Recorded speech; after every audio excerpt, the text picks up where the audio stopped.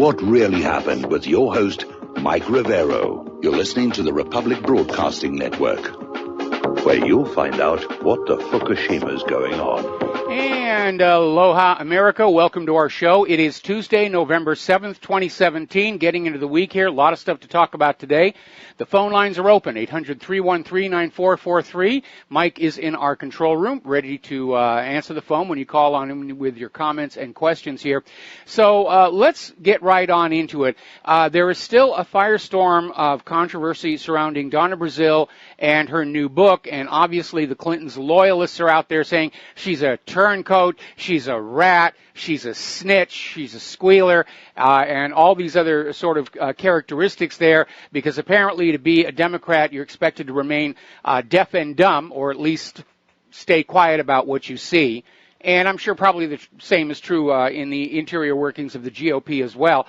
But basically what has come on out, for a political memoir, normally they're boring, and they're basically self-justifications for what went on. And Hillary Clinton's book, What Happened, is a perfect example taken to an extreme. But in this case, Donna Brazile came on out with a book that basically confirmed what most of us had already concluded was happening last year during the primaries. The Democratic National Committee and Hillary Clinton rigged the election against Bernie Sanders. And this is not just an insult to all of the Bernie Sanders supporters. It's an insult to every American who thinks that they're a voter and thinks that their vote counts. And we just got it slapped into our face last year. No, that's not true. The candidates are chosen by the party machinery, and you're just supposed to go along and go through this little theater exercise of voting in the primaries, even though it had no effect whatsoever. And it's an insult to every single American. It tells us we don't have any democratic institutions left in this country. It's all party machine, just like the old Soviet Union. So basically it comes on out that the Democratic establishment succeeded in doing to Bernie Sanders, let's be honest, the GOP establishment tried to do to Donald Trump. Remember when Trump came on in, he's the outsider and the media was against him, and all of the other GOP candidates, they're united against him. They shoved him over to the end on the debates there and tried to keep him out. And it didn't really work because the American people are sick and tired of politics as usual in Washington, D.C.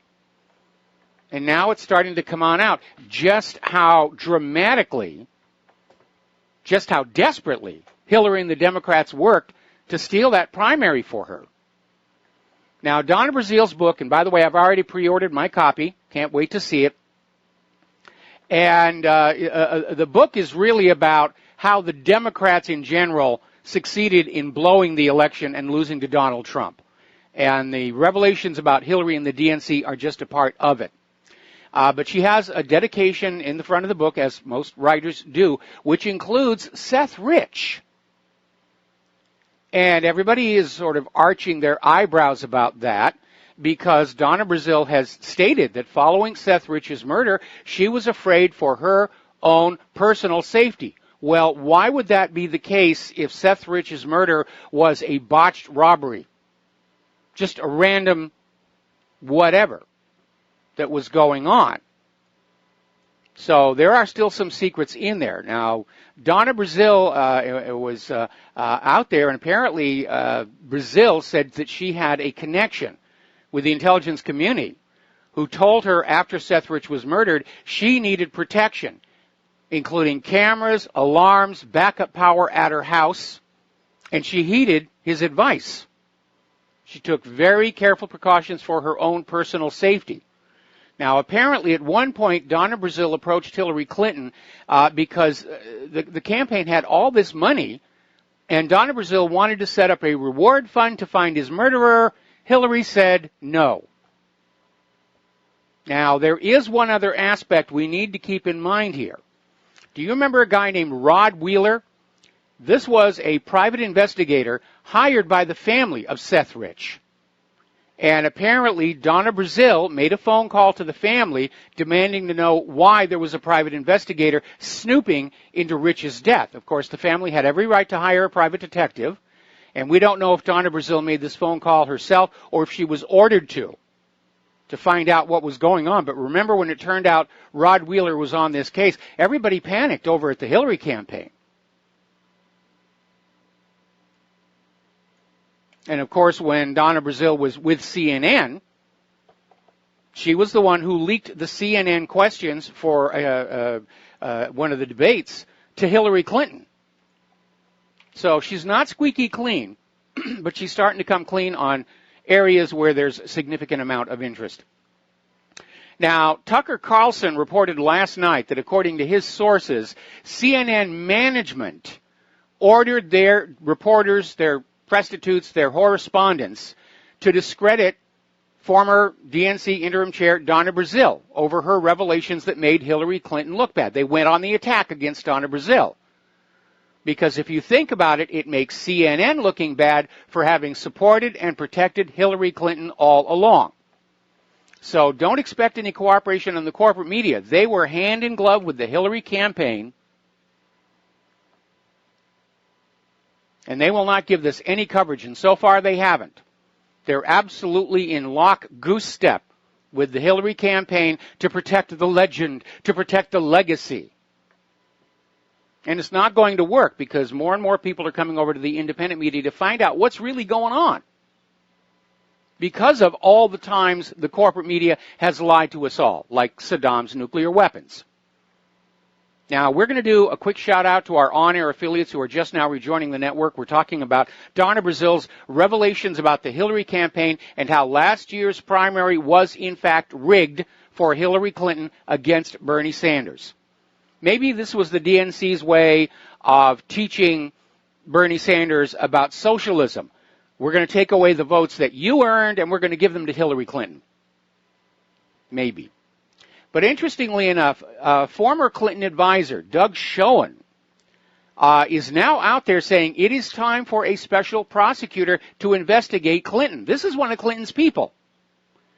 And it's in response to the revelation that the former director of the FBI, James Comey, had modified his original statement on the Clinton email investigation to call her extremely reckless and try and distance himself from the language of Title 18, which says negligence and carelessness are grounds for prosecution under Title 18. All right, let's take some phone calls. Kevin in West Virginia, aloha. Welcome to the show. What's on your mind?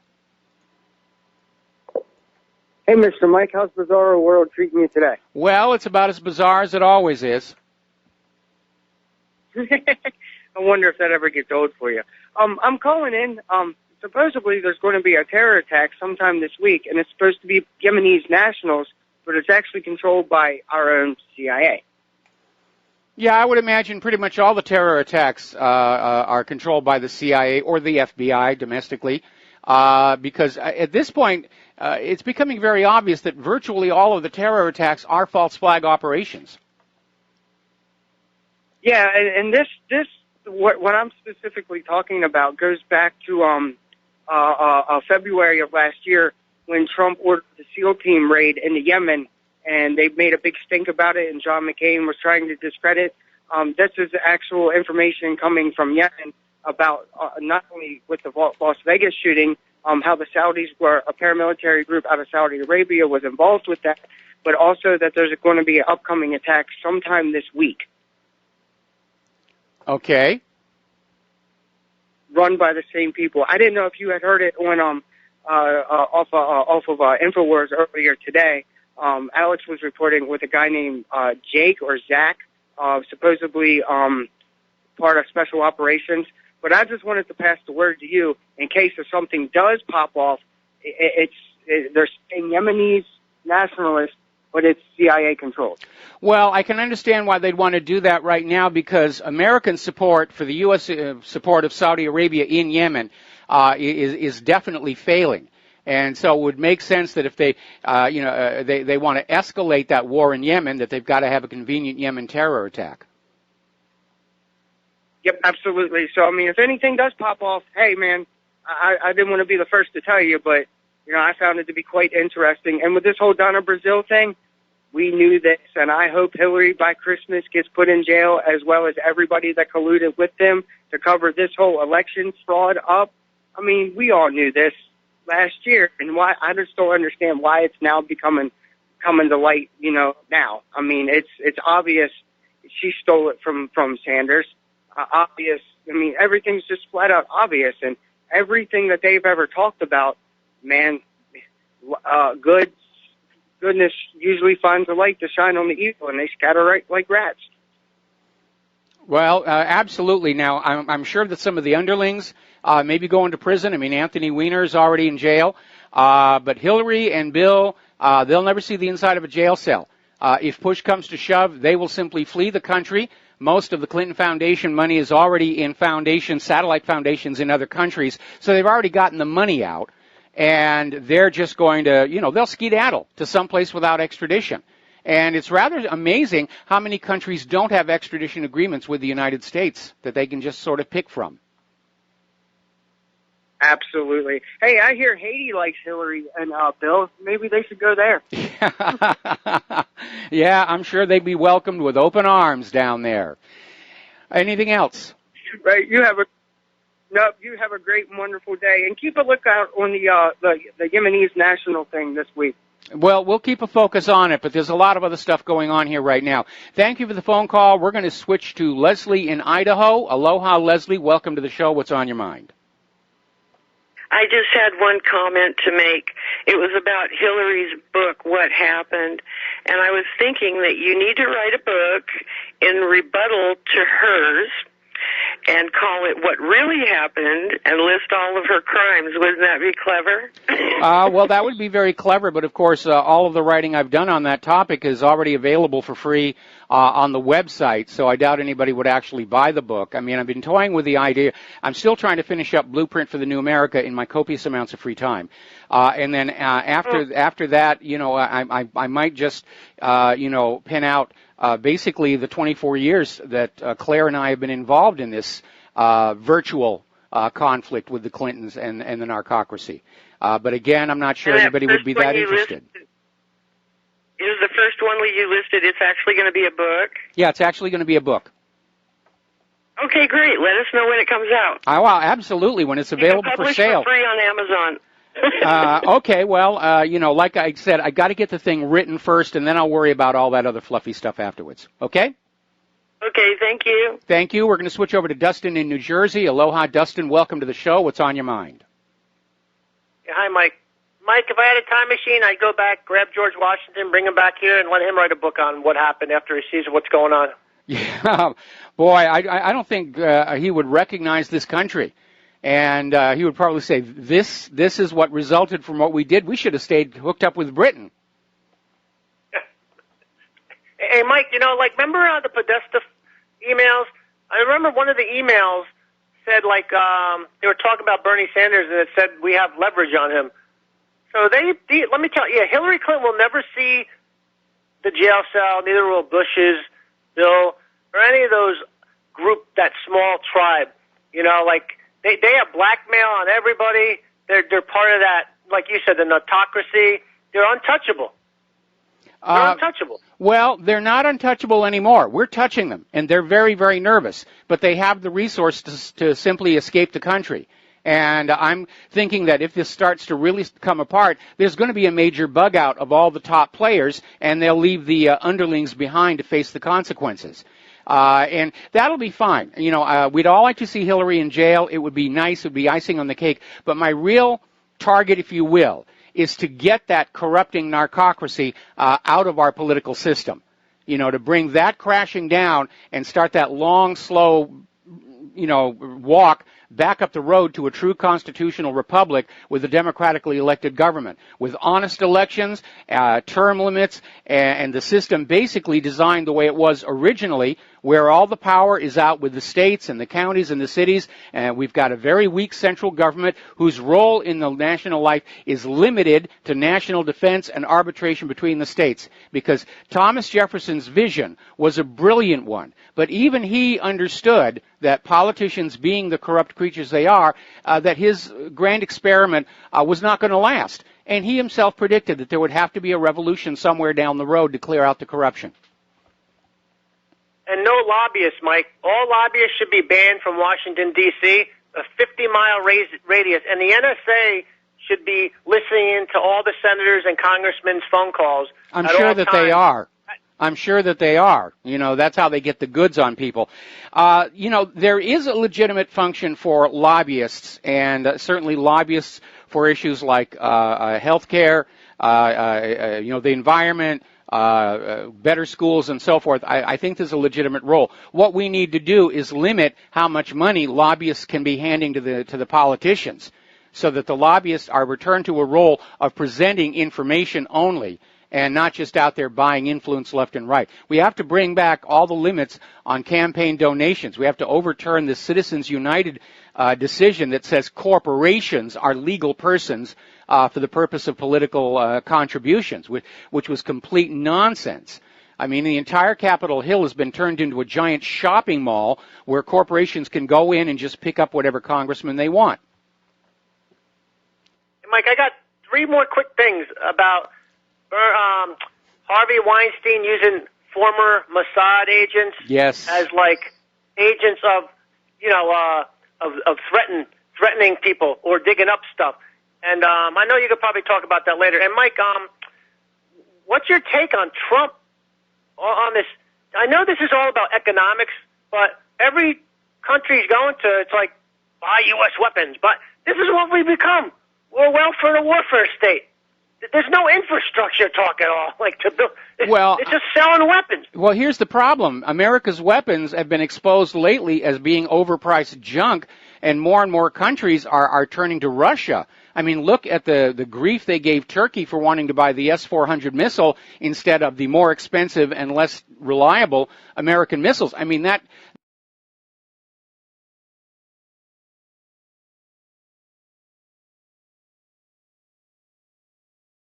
missile they pulled out of the launch tube, and of the remaining 59, half of them missed the target completely, and the ones that hit the target didn't hit anything important. The airbase was back in operation 24 hours later. Now, every government, every military on Earth was looking at that display and saying, okay, we got to find someplace else to buy our weapons.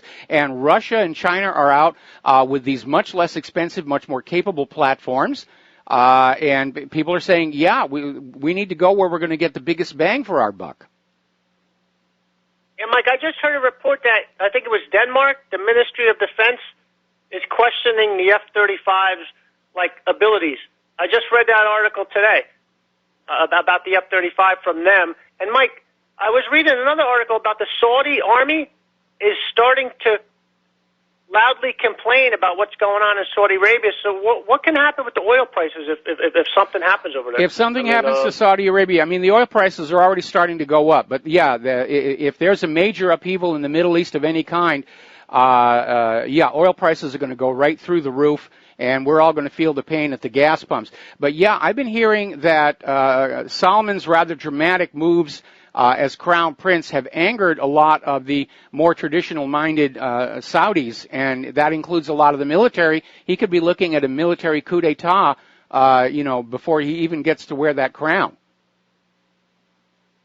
Yeah, I wonder if all the Saudis are under house arrest at the Ritz-Carlton are getting room service. They're all laying on mattresses from what I saw in the pictures. Well, yeah, but I mean, for all the money that Saudi Arabia's government is going to take from them, something like $30 billion, they're going to confiscate. Yeah, they ought to be getting room service.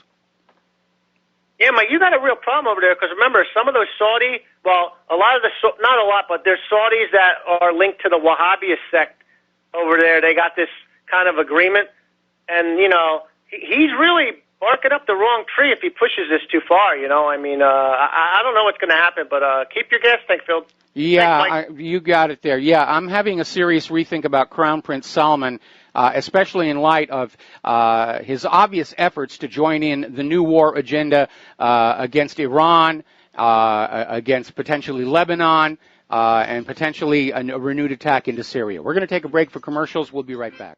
And aloha, America. Welcome back to our show here. And I'd like to share a little bit of an insight with you. I'm sure probably most of you have already figured this out. But we literally are in a virtual civil war. And it's on the internet. It's in the independent media against the corporate media, and that's a good place for it to be because we don't have to worry about stray bullets, hitting the kids in the streets or anything. But it is a real war. It's an information war.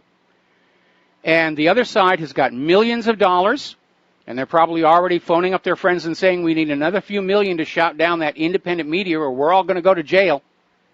And that's why we need your help. So with a reference to that commercial that you heard over the last break, I want you to grab your pencil and paper here because I'm going to give you some contact information because we need your help.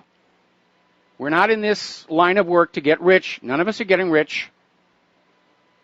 We're here because we're trying to restore the Republic. So if you are able to help, and we need it, the postal address is Republic Broadcasting Network, 2251 Double Creek Drive, number 302. The city is Round Rock, Texas, 78664. If you want to phone on in with a donation by credit card or debit card or something, the phone number is 800-724-2719, extension 03. And we thank you in advance. But this is a pitched battle right now. This is as intense as it has ever been. My server is getting hit harder than even before the election. Because Hillary and her people, they are afraid. Now, I'm sure in some small corner of her brain, Hillary still thinks she's got a political future in this country. Most pundits are saying, no, she's politically dead. She's too badly damaged to ever come back again.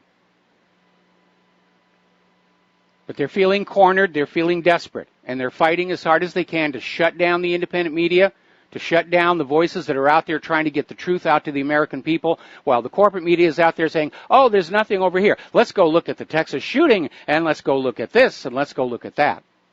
Because the corporate media was complicit in everything that Hillary Clinton and the DNC were doing to Bernie Sanders last year.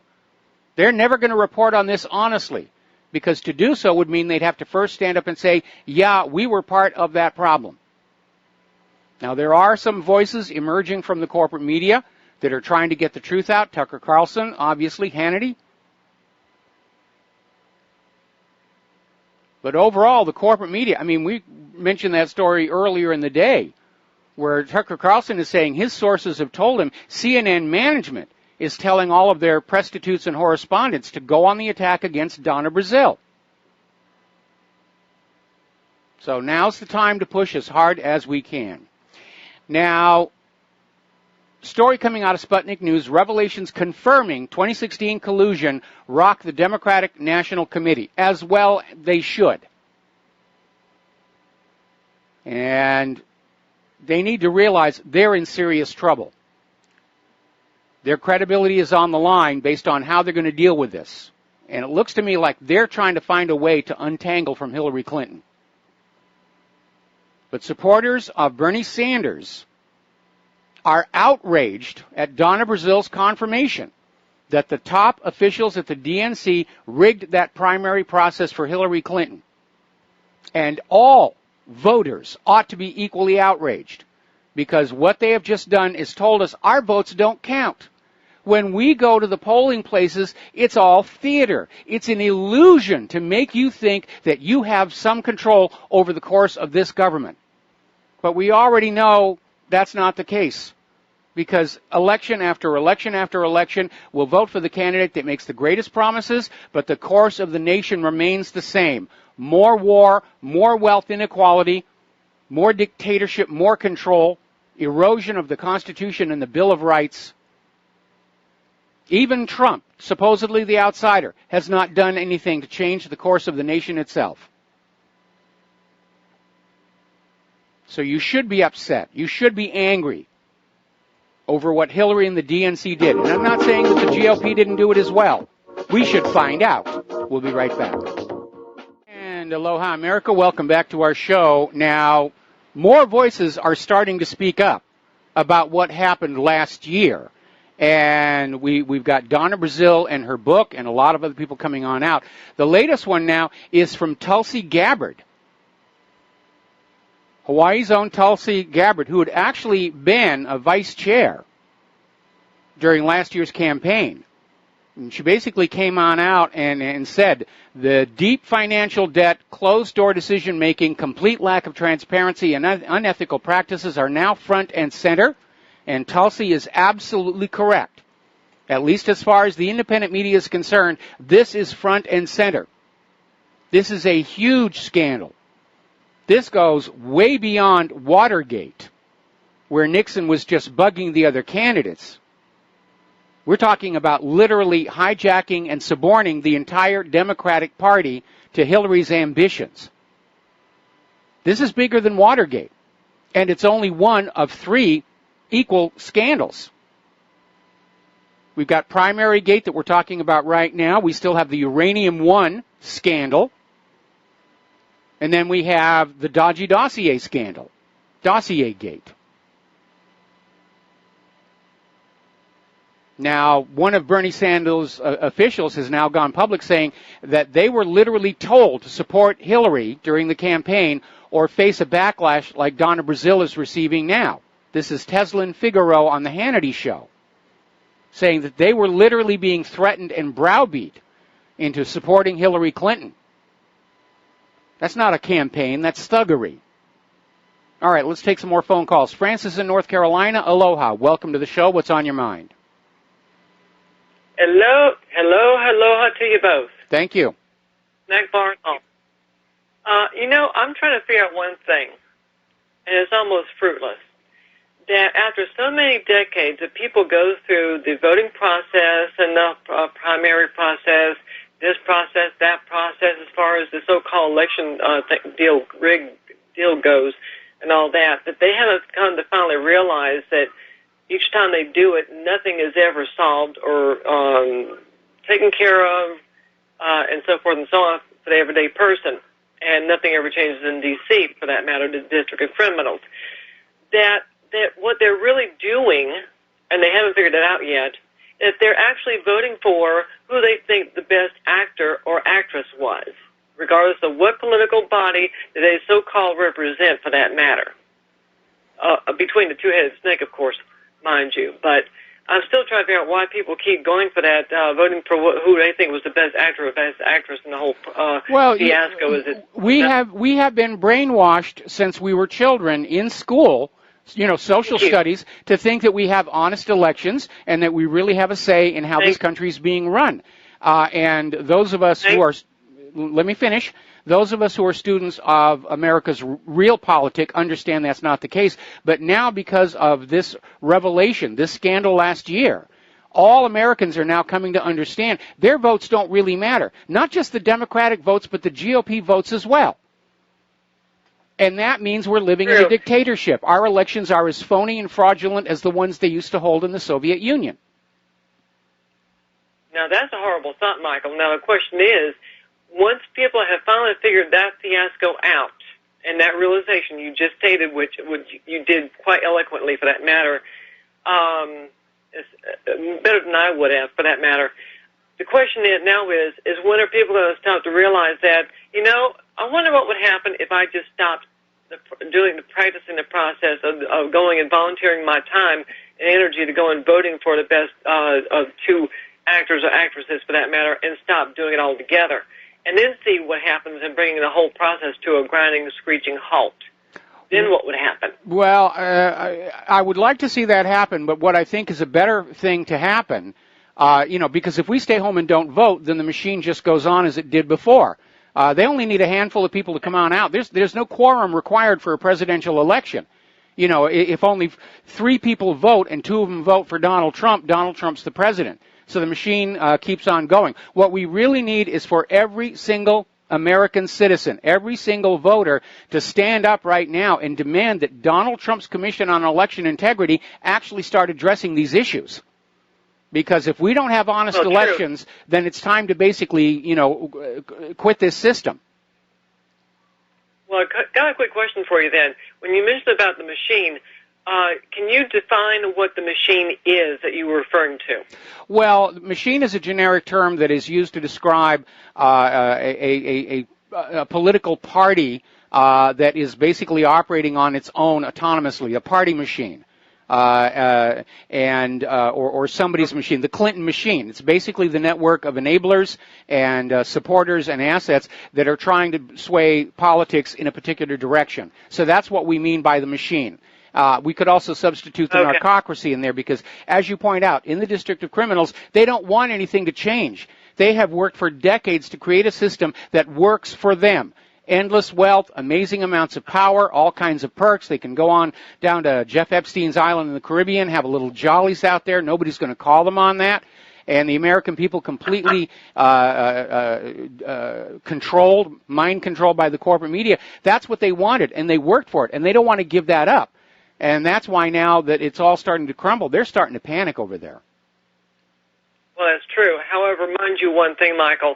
It's apparent that somebody needs to throw a monkey wrench into that machine, regardless of how many machines there are, and basically bring them to a screeching, grinding halt, period, and let it be done with, because it obviously does not work for the everyday person. It might work for the D.C. folks, but and the lobbyists and their cohorts and so forth ad nauseum, which is a cascade effect or domino effect, if you will, which cascades out to the rest of the world, for that matter, unfortunately. But the everyday person, if they're finally waking up, then, hey, throw a monkey wrench into that machine and get rid of it, trash it, get it over with. Well, nothing is going to start throwing a monkey wrench into those political machines more than some of these people going to jail and turning state's evidence. I would wholeheartedly agree if they're ever arrested and actually hauled off to jail. If that were to happen, believe me, you'd see one tickled person that would be just tickled all over, tickled pink. It'd be like, I would throw a major party if that were to happen. I'd be so overjoyed, I'd be in tears. Oh, I've been saving up for the party, the victory party, when we finally succeed in cracking open that narcocracy to public view. And, of course, at my age, it's not going to be a particularly wild party, ginger ale, pretzels, But, I've lowered my expectations for the victory party as the years roll by.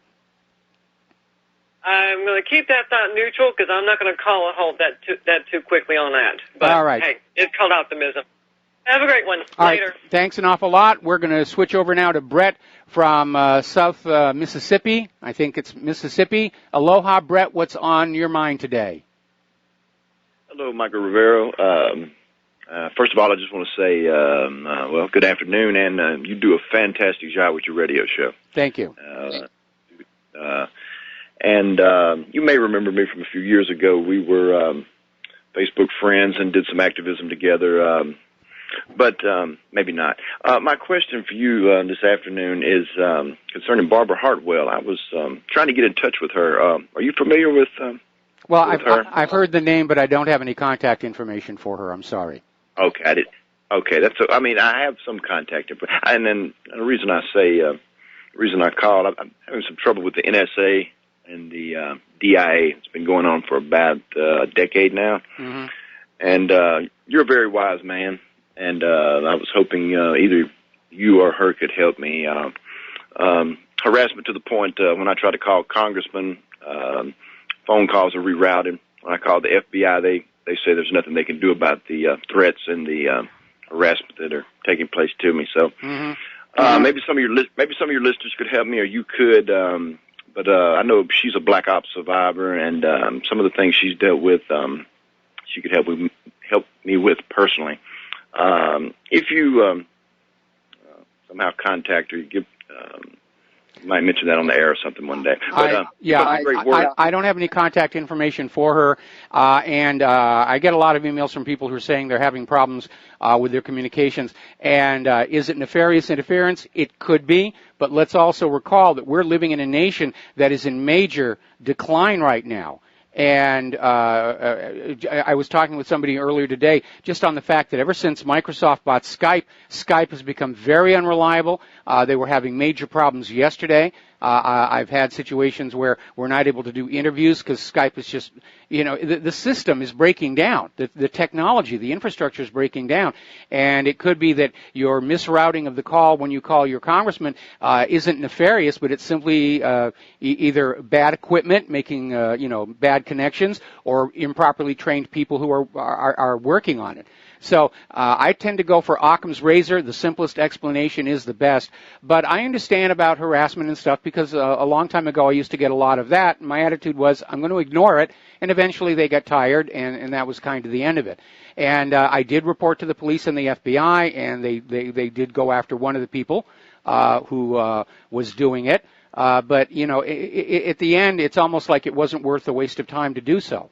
But if you think Barbara Hartwell can help you, then you need to get in touch with her. I can't help you on that. I don't have any contact information. So thank you very much for the phone call. We're going to switch over to Mateus in Canada. Aloha, Mateus. Welcome to the show. What's on your mind? Hey, Michael. I agree with the last caller. You're funny, but you're funny, haha, not funny, cuckoo. Just to clarify that. Okay. I don't think anybody was assuming the wrong one. Hey, regarding the boy who cried wolf, the government has been responsible for so many false flag mass shootings that even if they didn't do this last church one, they're still going to get the blame for it. And that's the cost of doing false flags and lying about them all the time. And the main thing I wanted to mention is just wanted to comment on your story a few days ago about the geoengineering for proposing to spray sulfur in the atmosphere to combat global warming. Yes. I just wanted to comment on that I'm an expert on aerosol spraying for the purposes of affecting climate, and I just wanted to mention that it does not reduce global warming, because what it does is it will locally cool down a region. If it's high noon and you spray in a certain area, it can locally cool it down. But then at nighttime, when all the heat is radiating back out of the mountains and out of the waters and out of the streets and back up into the atmosphere, into outer space, it then gets bounced around on these particles, and some of it gets deflected back down, some of it gets held inside this cloud, and it actually has a net warming effect.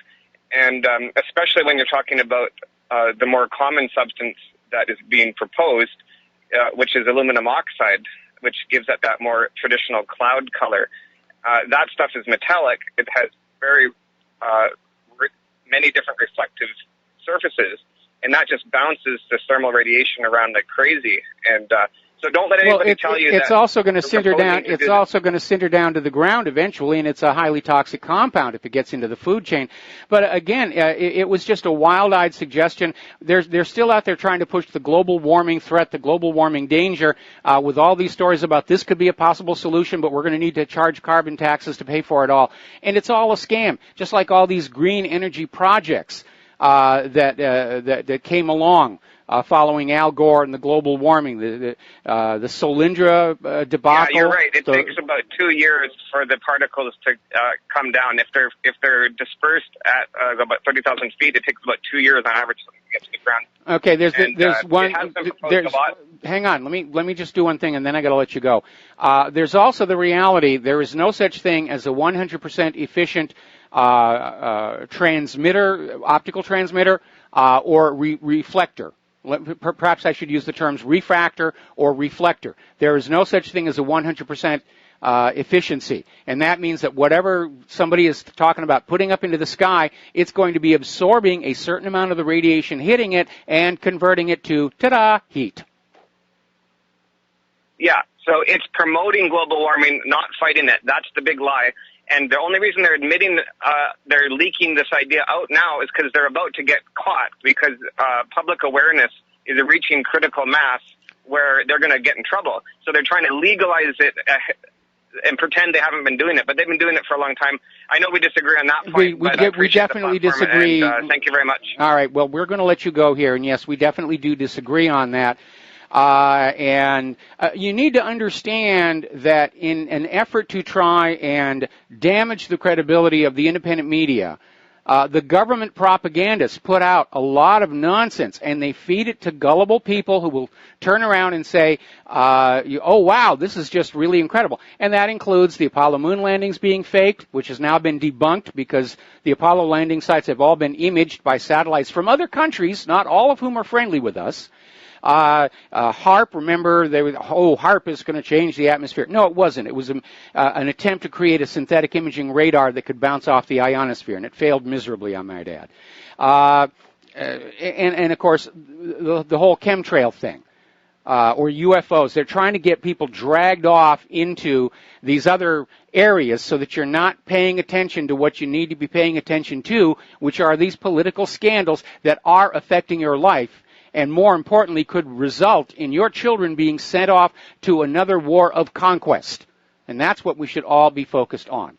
Now, getting on back to the scandals here, as you know, in addition to Primary Gate, there is Dossier Gate.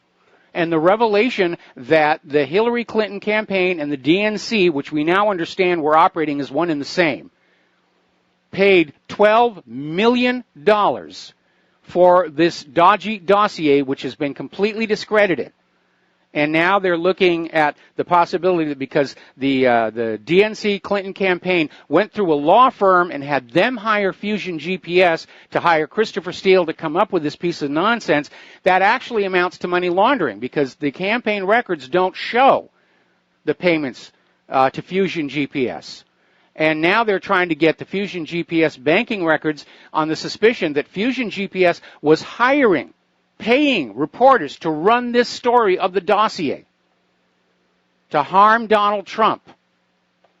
Payola is what it's called. If you're as old as I am, you remember the big payola scandal where record companies were paying radio disc jockeys to play certain songs to boost sales.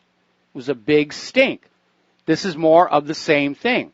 And meanwhile, of course, the major TV news networks are not talking about Dossier Gate at all, let alone its connections to the Clinton campaign. We'll be right back. And aloha, America. Welcome back to our show here today. And these are interesting times. Interesting, not necessarily meaning pleasant or pleasurable, but still interesting here. Trey Gowdy is out there doing what should be done. And now he is focusing on former FBI Director James Comey. He's calling him before the committee to basically talk about the decisions he made during the investigation into Hillary Clinton's private email server. And that is going to be a hearing worth watching, because how is Comey going to justify that he wrote the memo exonerating Hillary before the investigation was even underway? Now, everybody's saying, well, it's all over and done with. No, it isn't. No charges were ever filed. Hillary Clinton did not get her day in court. There's no double jeopardy here. She can still be charged. They can have indictments handed down based on the information that Comey admitted the FBI had regarding these Title 18 felony violations. And now the revelation that he edited his original letter exonerating Hillary Clinton to try and sort of move the description of her activities away from the exact language used in Title 18 regarding reckless and careless handling of classified documents, tells us he did know that was an issue, that intent is not required by Title 18. And I've already heard Trey Gowdy challenge Comey on the fact that Title 18 does not require bad intent. So they're going to hold him to account on this. And that's going to dump the mess on Attorney General Jeff Sessions, who unfortunately keeps recusing himself. Every time somebody says, why aren't you involved? I have to recuse myself. I must recuse myself from all of this.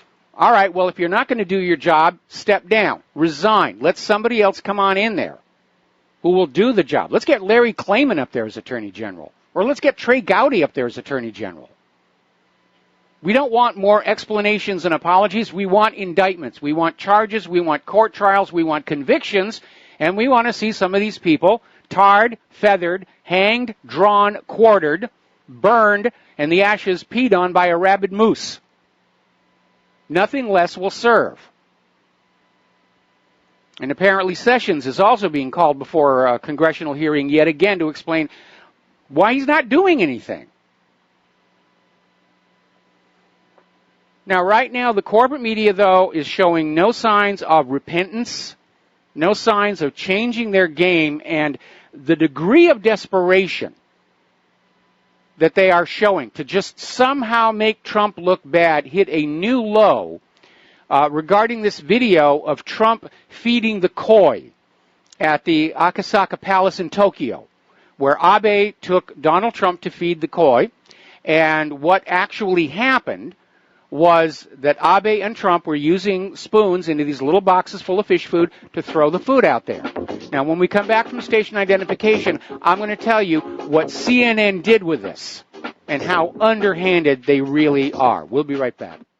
Welcome back to our show, hour number 2. The phone lines are open, 800-313-9443, and we're talking about this latest desperate attempt by CNN to make Donald Trump look bad, and it is so picky and trivial, you wonder why they bothered, but they did.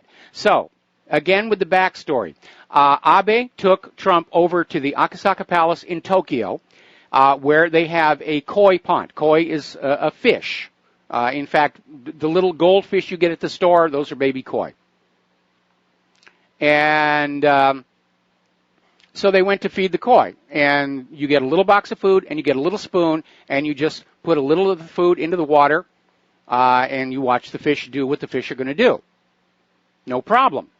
And then as they got down to the bottom of the boxes, Abe poured out the rest of his box into the water, and so did Donald Trump.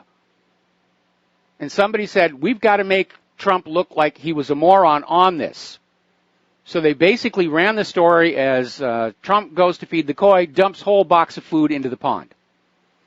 And when they showed the clip, they edited out the part where Abe had emptied out the remainder of his fish food into the pond as well.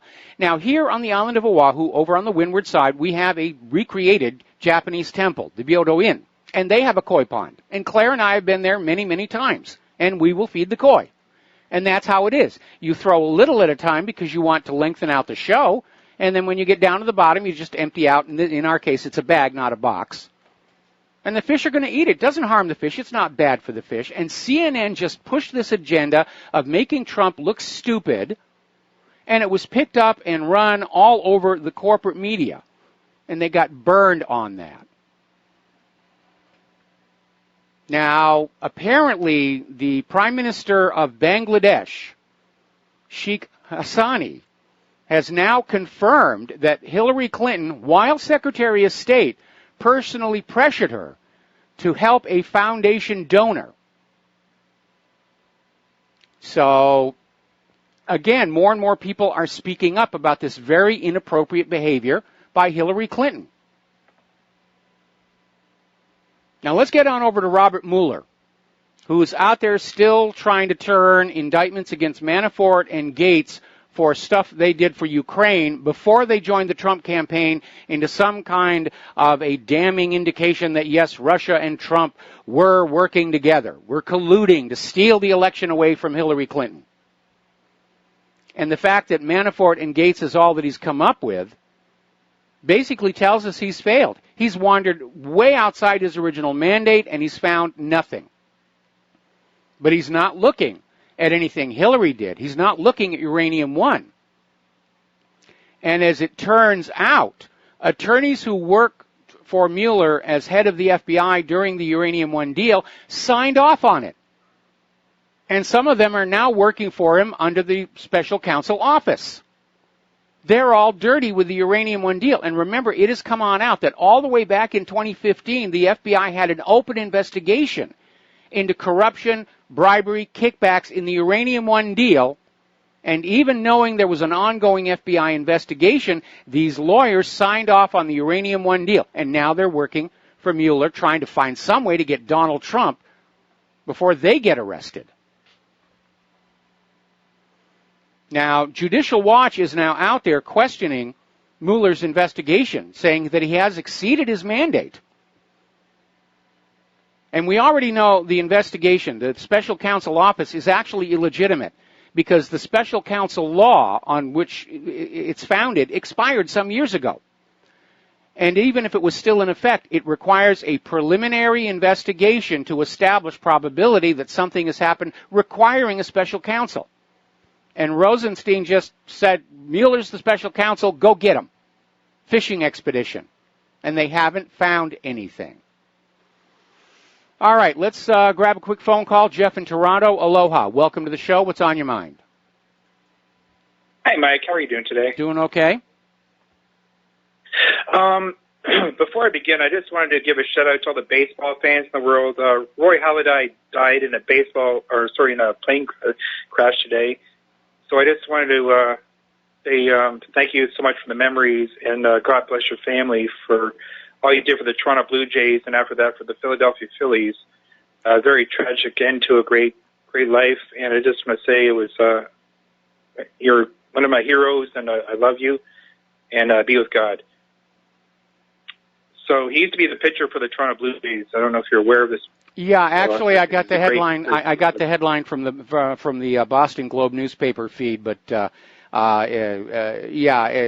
anybody who's a baseball fan, it's sad when anybody dies. However it happens. Of course, you know what's going to happen. There are going to be people on Twitter saying, "What information did he have on Hillary Clinton?" Well, maybe he did. I was going to talk about some free trade issues that President Trump was probably going to be discussing in the Asia-Pacific region there. But I was listening to your comments earlier, and you're quite right. I mean, about Donna Brazil, and she's trying to walk back her comments about the things that she already wrote in her book. And she's actually crossing herself over, saying, she's trying to walk back these comments that she already put into print. So it seems a bit silly, and the whole Democratic Party is totally imploding. So I guess if I was a Republican, I'm more of a libertarian, with a libertarian streak kind of person, so it's all great for me. And I did support President Trump all the way.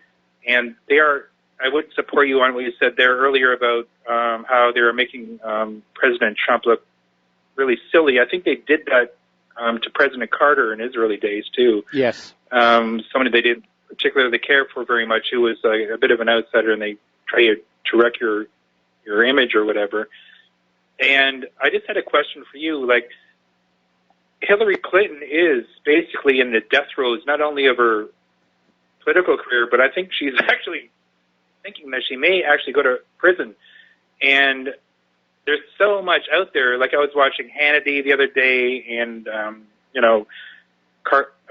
the Tucker there, and they're all saying that it's so ubiquitous, all this information now. I mean, President Trump, I think when he gets back from Asia, he's going to have to confront this problem about, are we going to have to, every time I call, I make these comparisons to what happened to President Nixon. He was firing people, but he did that because he was actually fraudulently participating in these acts.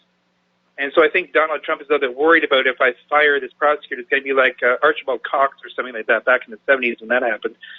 And I think he's trying to avoid that. But I think that I would agree on that one. But what Trump can do is push for some special counsels or investigators to go after the Clintons right now, because it's very obvious to the American people right now that the official machinery of the government is totally focused against Donald Trump, and they're giving Hillary and the DNC and all these people just a get out of jail free card. And we've been seeing that going all the way back to when Comey basically allowed Hillary to walk on the email scandal and the Title 18 violations, and the American people are saying, what the heck is going on here? This is supposed to be a government of laws, not of powerful individuals. And, coupled together with the revelation that last year's primary elections on the Democratic side and possibly the GOP side were being rigged, and meaning our votes don't matter, we're all disenfranchised now. And that ought to make people very, very angry, because if the government isn't playing by the rules, if they're not keeping to that contract, the Constitution, then we're under no obligation to do anything this government tells us to do. I usually listen to conservative-minded podcasts, and there is one kind of liberal slanted one, or one in particular called the Jimmy Dore Show. Yes. And for liberals, he's actually quite an honest person. I don't agree with much of his politics, of course, Jimmy Dore, but he's actually quite funny, and he's actually quite honest about how he brings it up, about how Bernie got ripped off and all that. And I think everyone with half a brain knew that Bernie had the nomination taken right out from under his feet, because all you had to do was look at the stadiums that he was filling, and Hillary Clinton couldn't even fill up a bicycle a store, high school basketball court there, and no one really was supporting him. And they're still counting the votes, and ostensibly in California, and the whole thing is so corrupt. And so when the president was going around calling her crooked Hillary, I mean, obviously that there's a lot of truth to that. Oh yeah. So, and it's not just crooked, but I mean that this is just like, I was listening to Hannity last night, and I think he's right. This is just the tip of the iceberg. Like there's going to be like a watershed, just like a floodgates coming down pretty soon. Oh, listen, I can give you the roadmap going all the way back to Arkansas in the 1980s. I can give you the roadmap of all the things the Clintons have been up to, because the Clintons and Claire and I have been decisively engaged, ever since I got blacklisted out of Hollywood over the Vince Foster affair. Well, people were very, very afraid of Hillary Clinton for good reason, because, look, as you mentioned before, many other podcasts that you've done about what happened to Vince Foster, and other people who may have said the wrong words, and apparently, like, Donna Brazil's got security cameras and all that, and she's in fear. Like, people know that she is like that character in the House of Cards, Kevin Spacey character, where something just bad is going to happen to you if you say something wrong to people in power. But because Hillary's career she's basically the biggest loser in political politics, they're pretty confident that she's not going to come back again, at least politically speaking. They feel more confident about speaking out against her. And so but I'm sure the reason why she's backing her words back now is because she's being threatened again, because these Clinton people she may have woken up this morning with a horse's head in her bed, for all we know. Well, that's exactly right.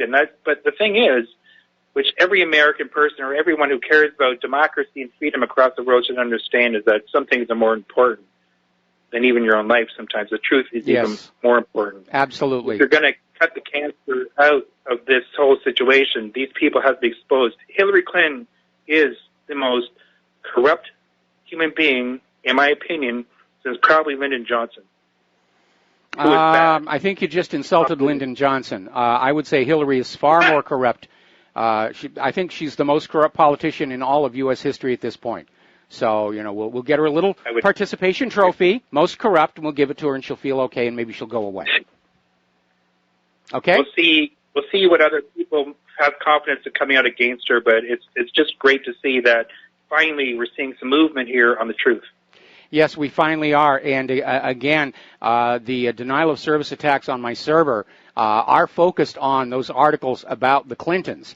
The Epic of Clinton mess, the dead bodies list, Hillary spying, Vince Foster, and a whole bunch of others, all the way back to Mena, Arkansas, and the drug running that was going on back then. Anyway, Jeff, we're going to let you go. We got a bunch of callers waiting. We're going to do a shout-out to our on-air affiliates who are just now rejoining our network.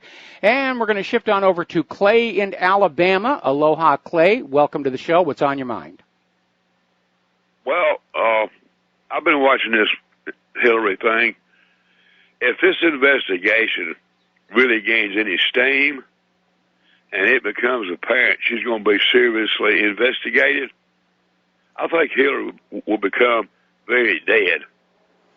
That's what I think is going to happen. Well, if this is a serious investigation. I don't think so, because I'm sure that Hillary has what are called dead man switches set up, where all of the information needed to destroy major careers is waiting in a remote location in trusted hands to be handed out to the press if something bad happens to her. People who play at that level of politics have dead man switches. Vince Foster had a dead man switch too, but his mistake was he kept his in his White House office safe, where the Clintons could get at it. And as a matter of fact, the Secret Service. I remember that.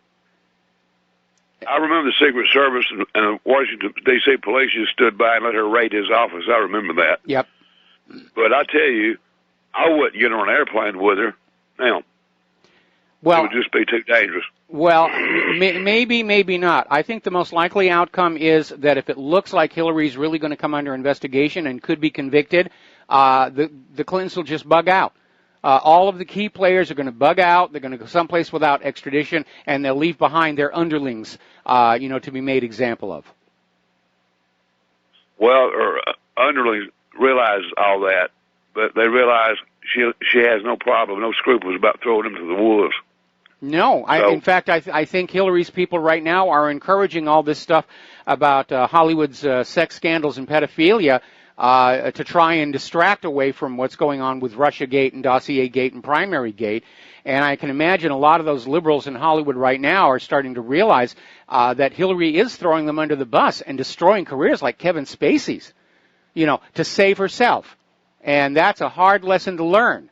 When you think you're buddy-buddy with somebody who's politically powerful and you realize that you're just another one of their chips for the game.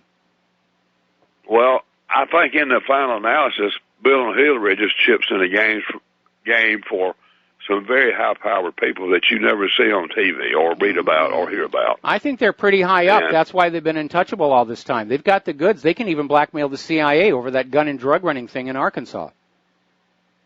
Well, when you get on the bad side of the CIA, your life insurance rates will go up astronomically. Yeah. Well, so, my experience with the CIA was very brief, and frankly, I wasn't all that impressed with them during that brief interaction here. Clay, we're going to let you go, and we're going to switch over to Sherry in Fredericksburg. Aloha, Sherry. Welcome to the show. What's on your mind? Thank you, Mike. Yeah, if I had come up with something I feel is good news, I like to call. Okay. Now, CNN messed up big time, and that's good news. Also, I knew what Dossiergate was about, but the word dossier intrigued me. I did find time to look it up after I talked to you the last time, and it's very similar to a book, a bound collection of documents that refer to a particular subject or person or whatever it's about with a label on it. That's like a book. And given what I was thinking about Donna or the person, I wanted to know how the person who came up with some very damaging information for the bad side, that would expose things, how they would fare. And it looks like, to me, in my opinion, for whatever it's worth, she's going to fare very well, and she might even have other people join her and back her up. Right now she's kind of floundering, and I think she was in hiding.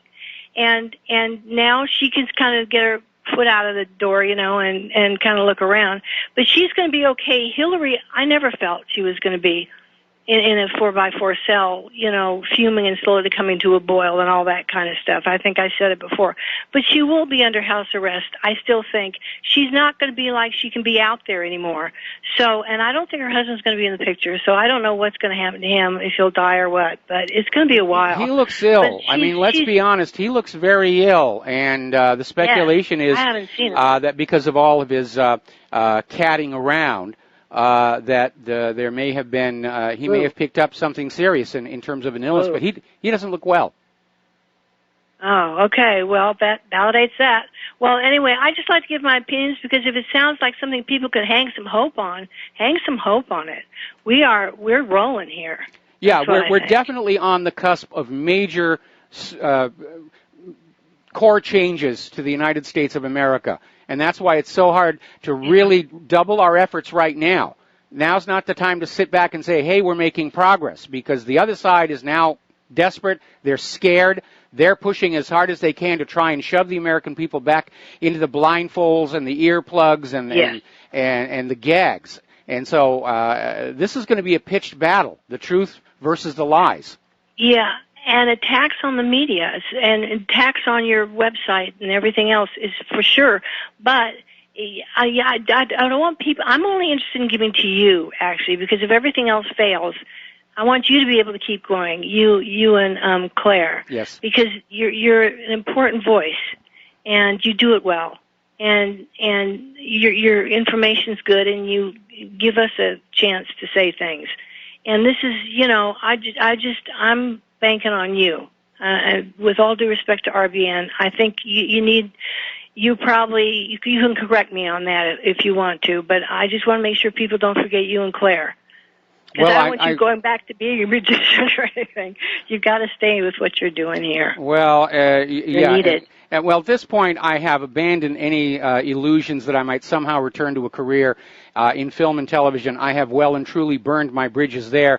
Plus, at my age, I just don't have the stamina to stand around a soundstage all day long. So that's just the reality there. No, but Larry King went to 70, and and he's still at it.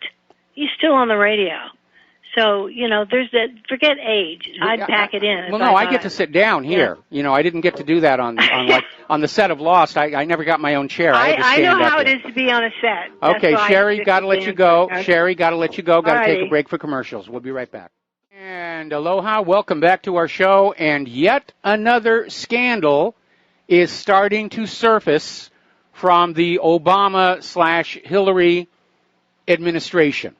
This is coming out of Judicial Watch, which has acquired internal Department of Justice documents that show there was a little bit of a scam being run. Companies that were sued by the Obama Department of Justice were given the option to cut their costs in half if they would donate money to left-wing interest groups handpicked by the administration, and they could get out of having to pay the government. This was mostly big banks, and it's a shakedown. We don't even know if some of these lawsuits may not have even really been valid. But the Department of Justice would go someplace and we're suing you, but you can get off the payment by donating half the payment, to these groups, and then you can take it off your taxes. And the new records obtained by Judicial Watch demonstrate a collaboration, which is another fancy word for a conspiracy, among high-level officials in the Office of the Assistant Attorney General and the Office of Legal Counsel to ensure that conservative groups did not receive any of the settlement cash. It was being funneled into these left-wing groups. So that's a new one that's just coming on out. Keep your eyes on Judicial Watch. They are doing fabulous work. They have been for decades, all the way back to Vince Foster's when I first became aware of them. Now, speaking of corruption and just how complacent the District of Criminals really is about this, as you know, Menendez basically is at the end of his trial for corruption. It's going to the jury. Now, you would normally think that if a member of the Congress were convicted of corruption, that would be the end of his career.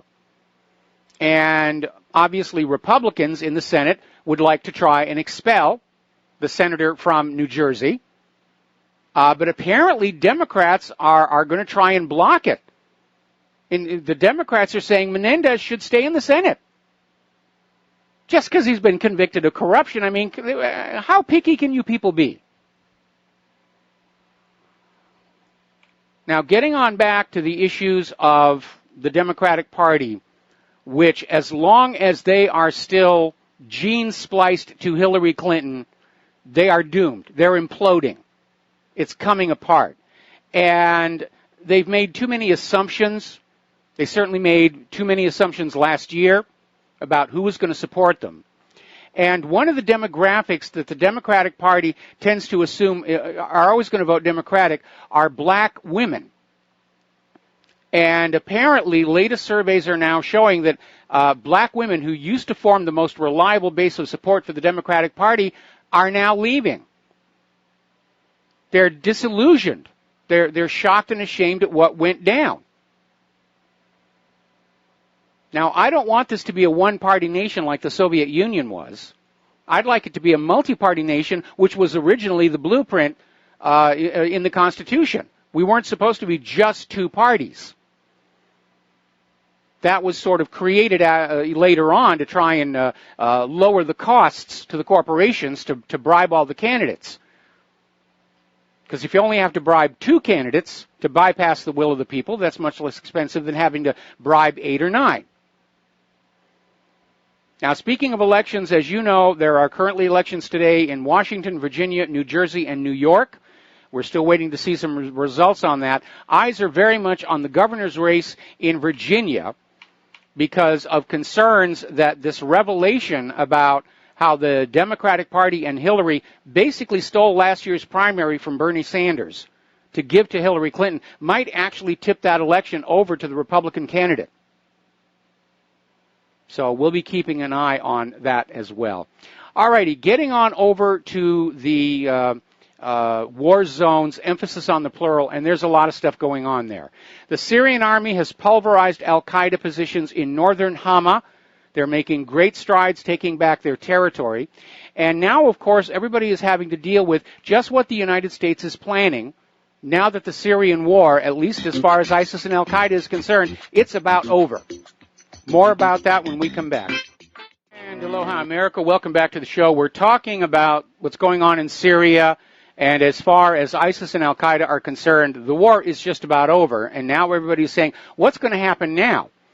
Because among the various convoluted explanations of why the United States was in Syria was to get rid of ISIS and Al-Qaeda. And now that ISIS and Al-Qaeda are basically on the verge of being driven out, Syria's government is now telling the United States, it's time for you to go home. But the indications are the United States still wants to stay. They're just looking for a reason the American people will fall for why they have to do that. And it appears to center on a plan to balkanize Syria. And even though the independent Kurdistan down in Iraq has failed, they're still looking at possibly breaking off part of Syria as a new Kurdistan. And the Kurds are backed by the United States. And so now it looks like the situation may escalate because a senior Russian commander stationed in Syria raised the possibility that the Syrian army would use the military option to regain control of the regions now controlled by the U.S.-backed Kurds in the northern parts of the countries. So that's what's going there. Okay, do we have a caller on the line? Yes, Peter in Los Angeles. Aloha, Peter. Welcome to the show. What's on your mind? Yeah, hi, Michael. Listen, I'm calling actually about the topic you just finished, and I'm sorry that the timing is a little wrong, but about the Obama Justice Department shaking down companies to give to leftist causes. Yes. And this actually came out a couple of months ago, actually, and one of the things that he was shaking down about and where this money was flowing to, among others, were Antifa and Black Lives Matter. I remember that. And Obama was creating and has been creating, spent all that time shaking people down to create his own army, which he has used in the last year against Trump nationwide and in conjunction with George Soros. But that was funded as well by Obama. Well, it looks like they probably wasted a few million of those dollars, last Saturday with that Antifa civil war that went nowhere. Well, it does, but, for a whole year, nothing has gotten done, and Trump has been on the defensive, and all these spacious charges have been leveled against him, and all this, false revolution has been going on in cities all over the country. People have gotten hurt. This is Obama behind this, really. Well, Obama definitely helped set up the funding mechanism, but I think ultimately it's Soros who's behind it. And we know, again, the leaders of Antifa actually went to the G20 to meet with leaders of ISIS and Al-Qaeda. So this is definitely a global attempt to try and wreck nations and make them more open to the idea of joining a global coalition. But it's not going to happen. I mean, the pushback against the European Union is already building. There are people there seriously saying that the EU is not going to survive much longer. And so Soros, can just throw all of his money into this. It doesn't look like it's going to work. We don't want to be part of a single planetary population. We like having our own local community, our own local culture, our own local history. And, I mean, if everything's blurred together into the same shade of gray, that certainly will be the end of tourism. There isn't going to be any point traveling anyplace else on Earth because it's going to be the same fast food restaurants and convenience stores that you see everywhere else. Well, Mike, I read all the stuff that was out there about the Black Lives Matter and Antifa meeting with ISIS and Al-Qaeda and all that at the G20. I keep thinking to myself, what the hell are they doing at the G20? And why would that have happened? But nevertheless, there is a definite connection between Obama and Soros to these guys. And again, Obama has gone from being one of the worst presidents to the worst ex-president ever in 1 year. Yes. Fomenting all this trouble and all that. And the guy is scum and should be, if Hillary's under the prison, Obama should be right there with her. I agree for a variety of reasons here, but I'm going to remain focused on Hillary for at least the immediate future. And but again, ultimately, at some point, somebody needs to do something about Soros. And apparently, Hungary is now looking at an investigation and possible criminal charges against him for a lot of what's been going on. Well, I can understand why Obama would not go after Soros. Soros helped fund. He was the biggest fundraiser or a donor to Hillary and all that. And obviously their goals are the same. And Soros is probably pulling Obama's strings as well. But I don't understand why Trump does not invoke the Patriot Act and just draw a line through Soros's name and say this guy is funding terrorists, and under the Patriot Act, I'm going to make this creep disappear. Yeah. Yeah. It's like I said, Soros reminds me of one of the characters in the Michael Caine movie, The $1 Billion Brain. And it was sort of like the final installment in what was called the Ipcris File franchise. And it was about this very rich billionaire who wanted to bring about war between the United States and Russia, just all by himself. And I think the billionaire in the movie was played by Ed Begley. And Soros just reminds me of him. Just this idea that having billions of dollars gives you the right to play with the planet any way you want. Mike, a couple months ago, maybe even a year ago, I remember you saying and making the best allusion, and Soros is like a James Bond villain. Yes, absolutely. Multinational guy sitting in his room like Dr. Evil, Absolutely, absolutely. All right, well, listen, Peter, thank you very much. We're going to let you go here and switch over to Lenny in Los Angeles. Aloha, Lenny. Welcome to the show. What's on your mind? I was calling about the Middle East and Hariri resignation, but I just want to peel back on Peter and to bring in what you were saying is that every politician that's of the so-called Western capitalistic world is run by the same George Soros, who's run by the same Rothschild family. He doesn't even have the money that he claims to have. He knows that they're printing the money and giving it to him, and he's giving it to them and telling them what to do with it. Obama's not in charge of nothing, just like Hillary ain't in charge of nothing. All right? But evil is what evil does.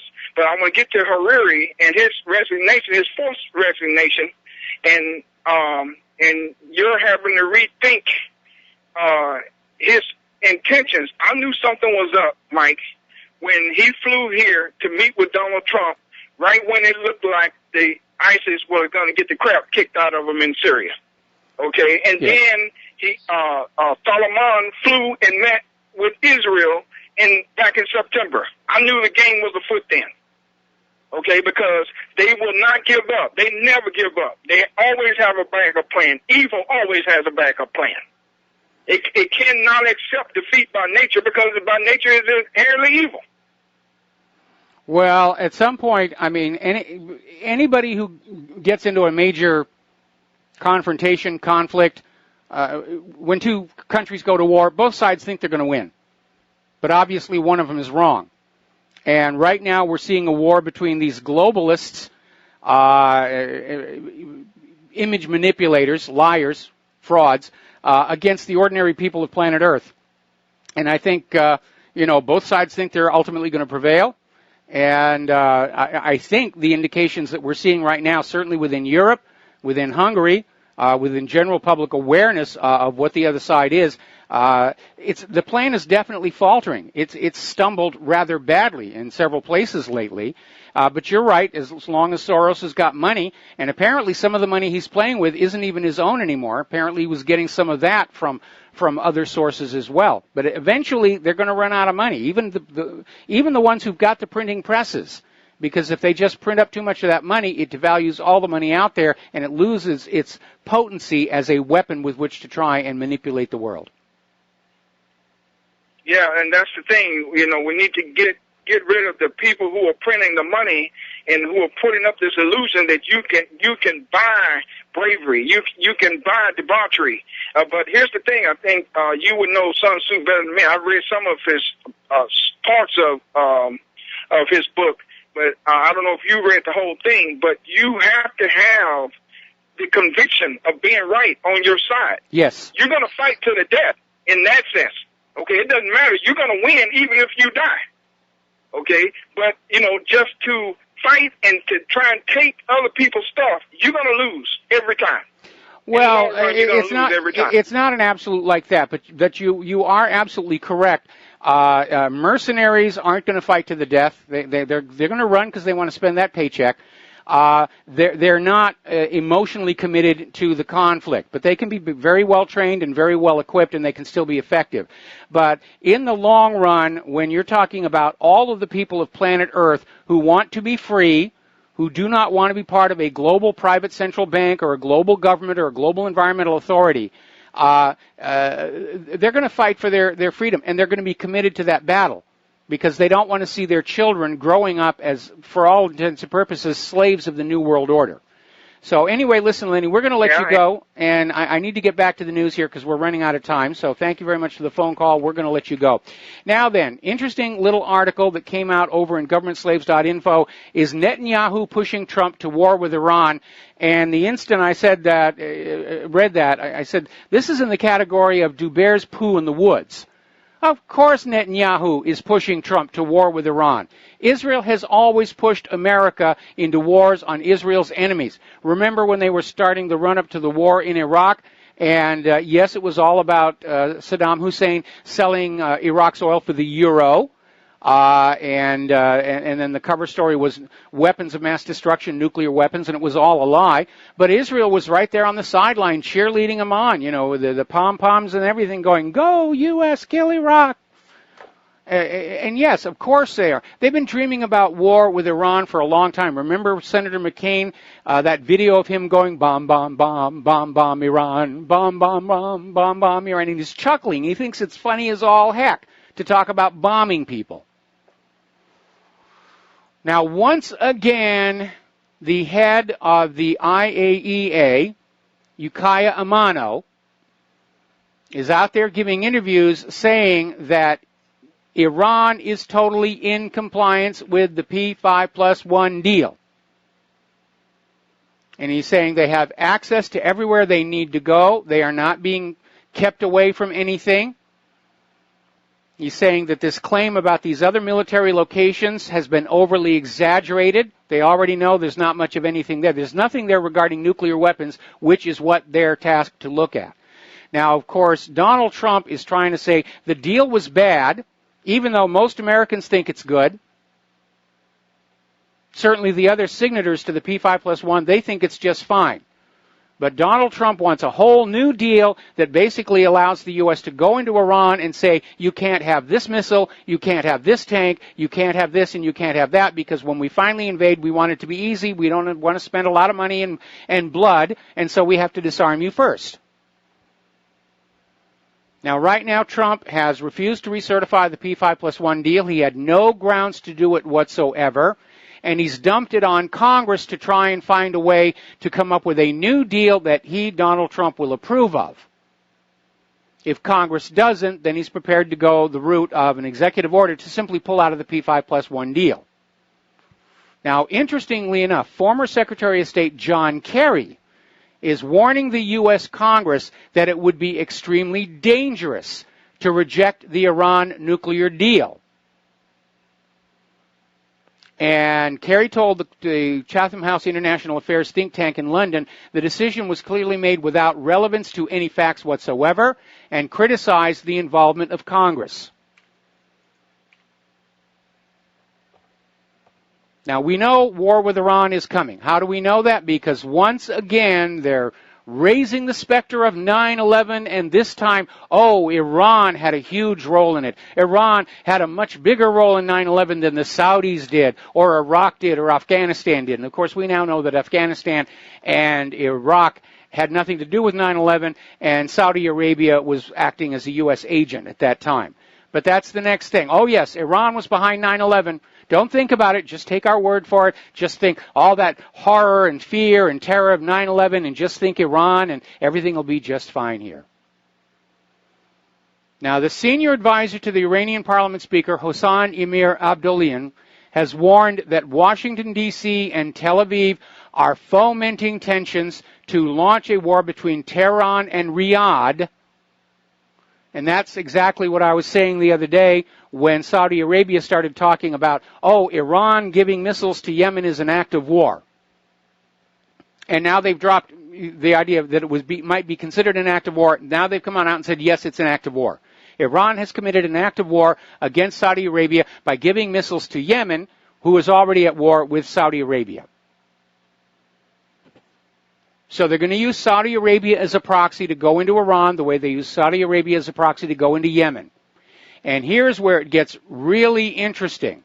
Somebody leaked a cable from Israel to all of their ambassadors around the world, confirming that Israel is working with Saudi Arabia to provoke a war.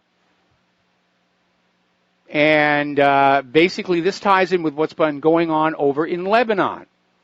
Now remember, the Lebanese Prime Minister Hariri, who was supported by Saudi Arabia, was in Riyadh when all of a sudden he announced his resignation, saying that he feared an attempt on his life, as had happened to his father. And then all of a sudden Israel sends out this cable, demonize Hezbollah, and demonize Iran is engaged in regional subversion. And Israeli diplomats were urged to appeal to the highest officials in their host countries to attempt to expel Hezbollah from Lebanese government and politics.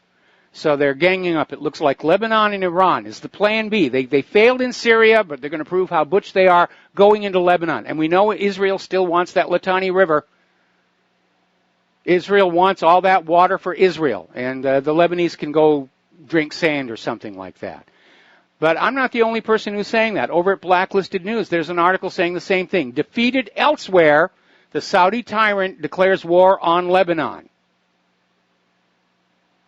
And so I'm having a rethink about Crown Prince Salman, that he may in fact be very reckless and dangerous, and he sees Saudi Arabia as an emergent power in the region, even though they have failed utterly in Yemen and Syria.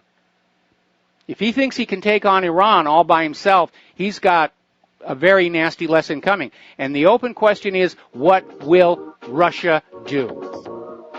We'll be right back. And aloha, America. Welcome back to our show.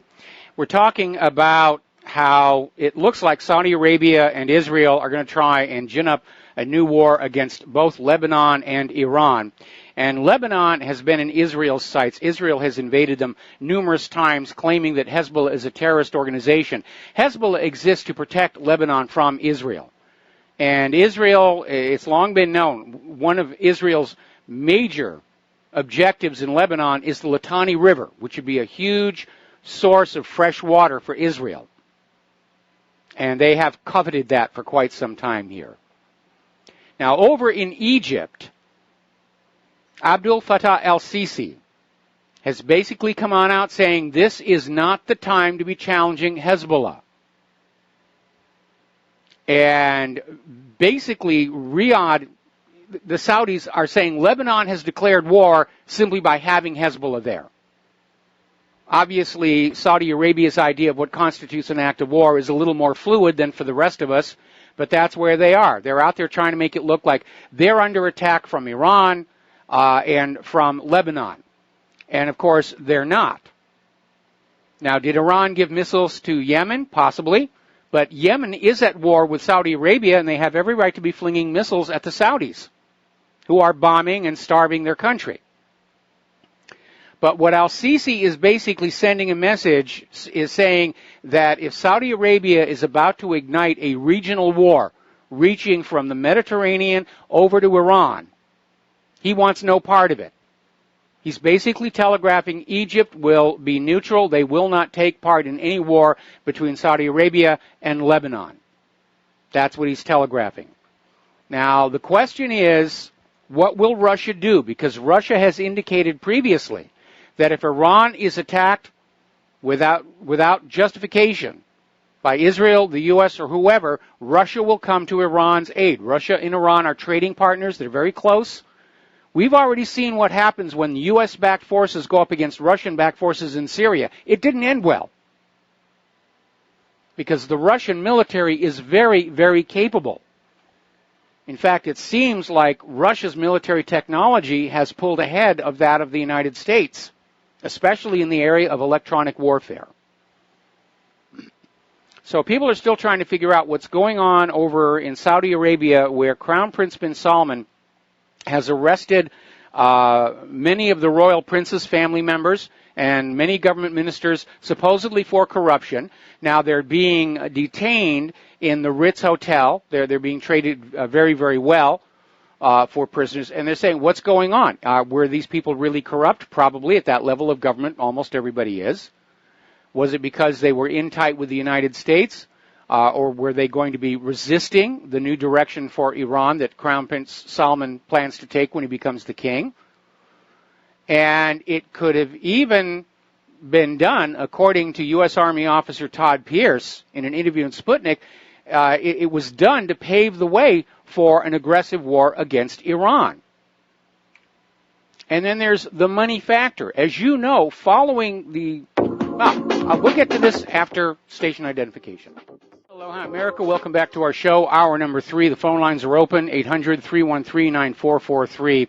We're talking about what's going on in Saudi Arabia, where it's starting to play like an HBO miniseries on political darkness, like Game of Thrones, or for the other channels, Versailles, or the Borgias.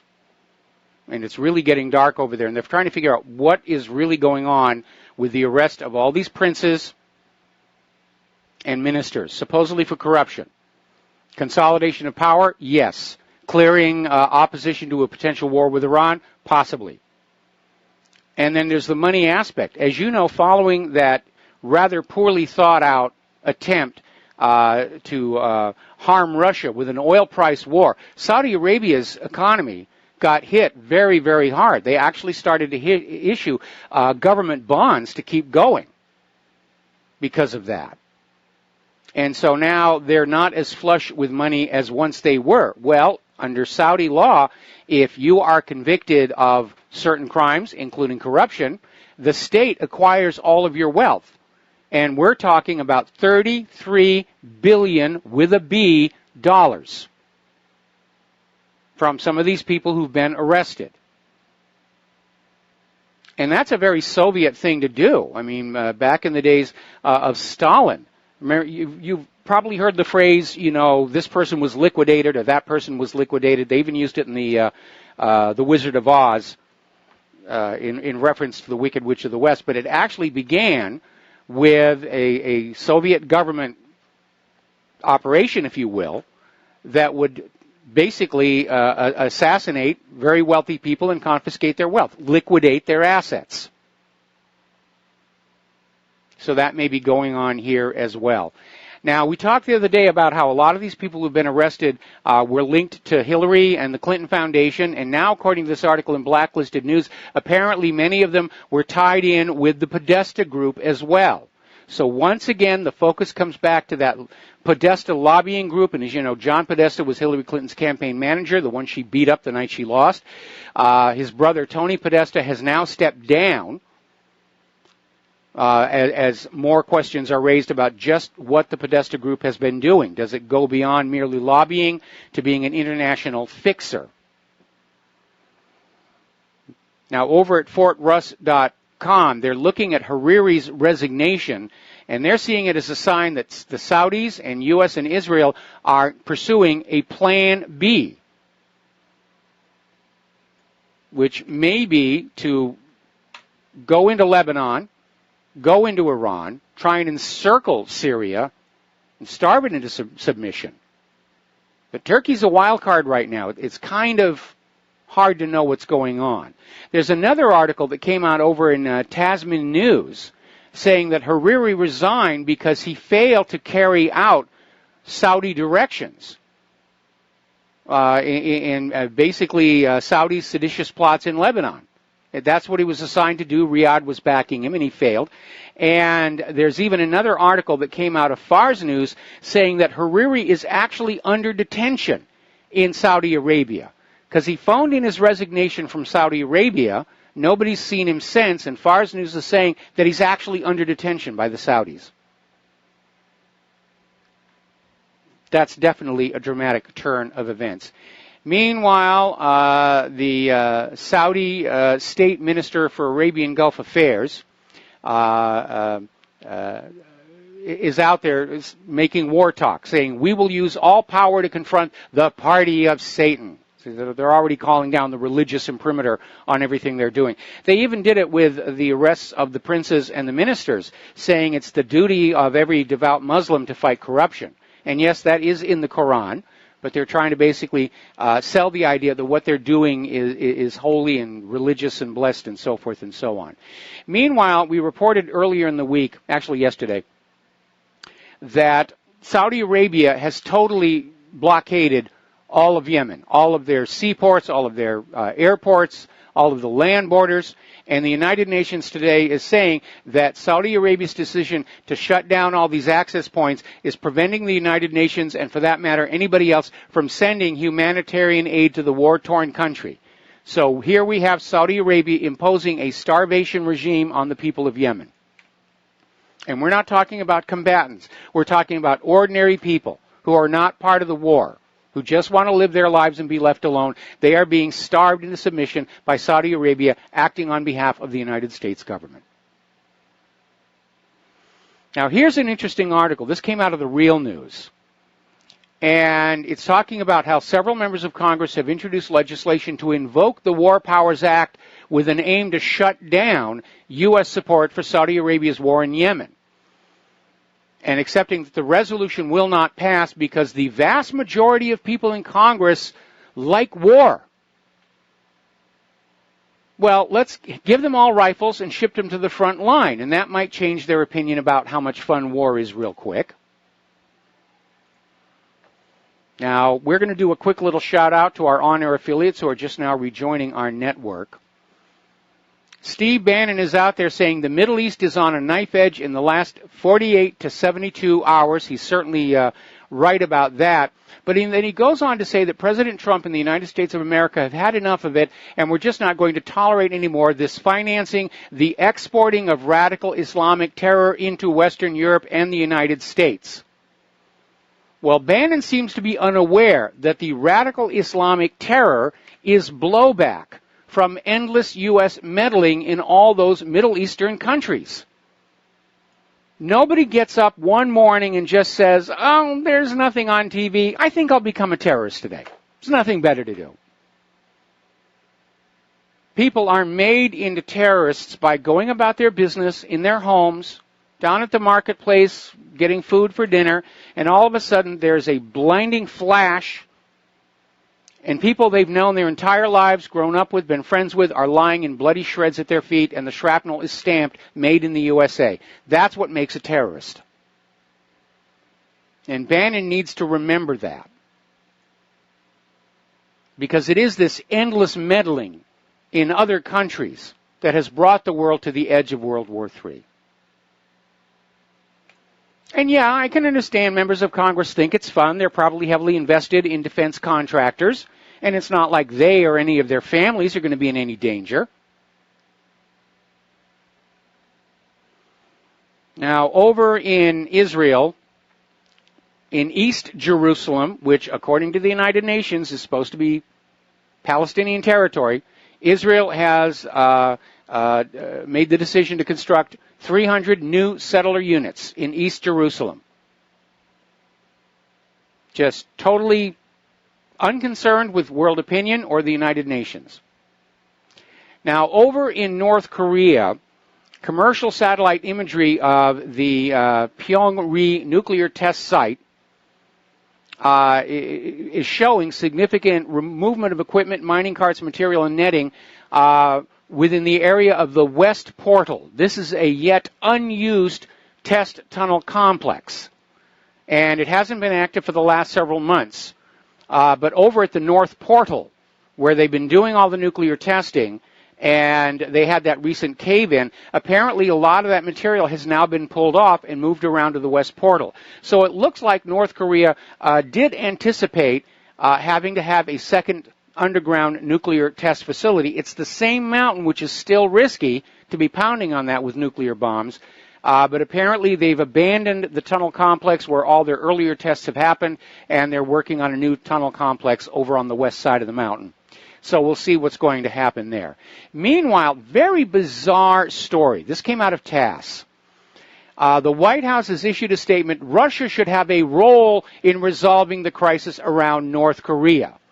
And apparently a spokesperson for the White House said that Moscow has obligations as a United Nations member to upholding UN Security Council resolutions. Well, Russia has always complied with UN Security Council resolutions.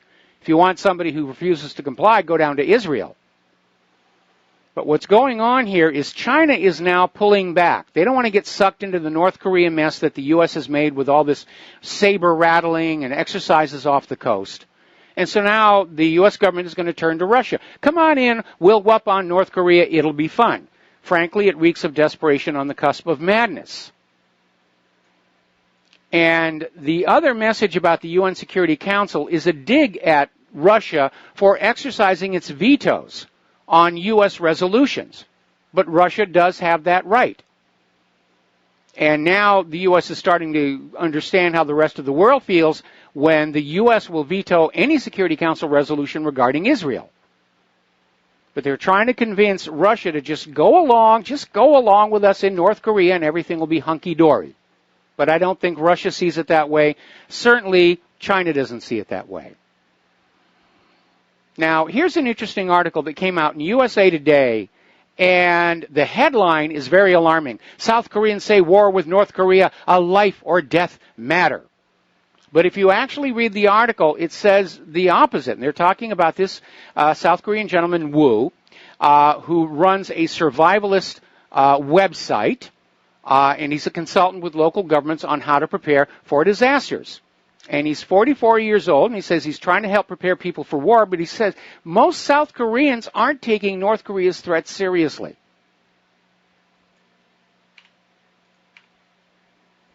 Now we have another indication of why I don't think the United States can prevail in a conventional war against a military peer like Russia or China. And this time it's not the weapon systems, it's the personnel.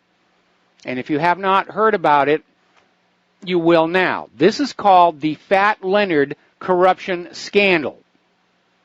And apparently it involves a Singapore-based maritime tycoon, Leonard Glenn Francis, who's nicknamed Fat Leonard. That's where they got that. And apparently this corruption scandal has now spread to include 60, that is 60, U.S. Navy admirals and hundreds of other officers within the U.S. 7th Fleet, which is already going through all kinds of turmoil from all these deadly ship collisions. So the Navy has confirmed it's been reviewing the conduct of 440 active duty and retired personnel for possible violations of military law or federal ethics rules in their dealing with Fat Leonard. And the Justice Department apparently handed them the cases of certain individuals who did not meet the threshold for prosecution in civilian courts, but may have committed offenses under the military justice system. Now, this is double the number of admirals the Navy said were under investigation last year. And 60, that's a lot of admirals. There are only 210 admirals presently on active duty in the U.S. Navy. So it's looking to me like the U.S. 7th Fleet is in serious, serious trouble. Their admirals are all corrupt, so are their officers. They're all, doing what they're doing. They've ignored training, which is why you had these warships, like the John S. McCain, that were being handed to crews who were not properly trained in the rules of maritime right-of-way, resulting in these collisions. Then you have the complaints coming off the USS Shame, which is part of the flotilla off the coast of Korea, where apparently the captain is turned into a Captain William Bligh, to the point where his crew absolutely hate him. They say it's like living on a prison ship. Boy, the Navy isn't what it used to be. Or maybe it never was. Maybe it's always been this corrupt. Now, story just coming on out. We reported earlier where Tucker Carlson had said his sources had reported that management at CNN were telling their prostitutes and their correspondents to just attack Donna Brazile. Apparently somebody at CNN has decided they've gone as far as they can go with it, because now CNN is admitting Donna Brazile's report is legit. And they're also reporting Hillary Clinton laundered money through the DNC back to her own campaign. Now, where did that money come from? Did it come from the Clinton Foundation? That's certainly not what the Clinton Foundation is chartered to do. If she used it as a slush fund, that voids the tax-exempt status of the foundation, and that makes Bill and Hillary Clinton personally liable for taxes on all that money that was collected. So even CNN is giving up, trying to protect Hillary Clinton any longer. This is going to accelerate. This is going to start accelerating. Now, as you know, yesterday we reported on the so-called Paradise Papers, which are these documents showing tax avoidance by the world's ultra-rich individuals and corporations, including the British Queen, Her Royal Highnessness.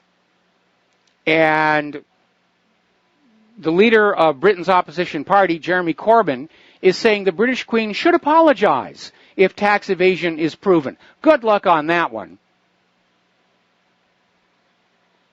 But if what she did was illegal, there should be an arrest. See, here's the problem with all these billionaires and trillionaires and quadrillionaires and all these corporations evading taxes through these tax loopholes. It shifts the tax burden onto ordinary people who don't have enough money to take advantage of those loopholes. They're designed for the rich. They're not designed for you. That's why this is an issue. When anybody is using any kind of a tax loophole, because they've got a lot of money and they want to hang on to it, what they're doing is they're shifting the tax burden back to you.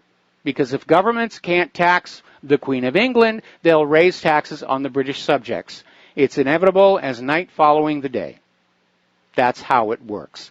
Now, apparently the Paradise Papers have proven to be a bit of an embarrassment for Her Highnessness, because apparently her portfolio of investments includes the controversial retailer Bright House. Now, Bright House is a rent-to-own retailer, and they were slapped just a month ago, with a $20 million fine for not acting as a responsible lender. Now, the idea is that you would go on in and you would rent a new piece of furniture and so forth. And the idea was if you skipped the rent, they could just come and collect the item. They wouldn't have to go through any kind of collections or repossession. That's the rent-to-own business model here. But once you've paid enough months' rent, all of a sudden you own what you're buying. Now, the problem is the interest rates are sky high. And they're aiming their business at consumers who cannot access typical borrowing facilities. They're going for people with bad credit. And even worse, the Britain's financial regulator, the Financial Conduct Authority, said the firm had actually overcharged customers and used aggressive sales techniques on customers with mental health problems and learning disabilities. And Her Highnessness thought this was a really great investment for her money. That one, I think, is probably going to take some of the luster off the crown jewels here. Meanwhile, apparently the world's largest gold producer, China, has seen production fall by 10%.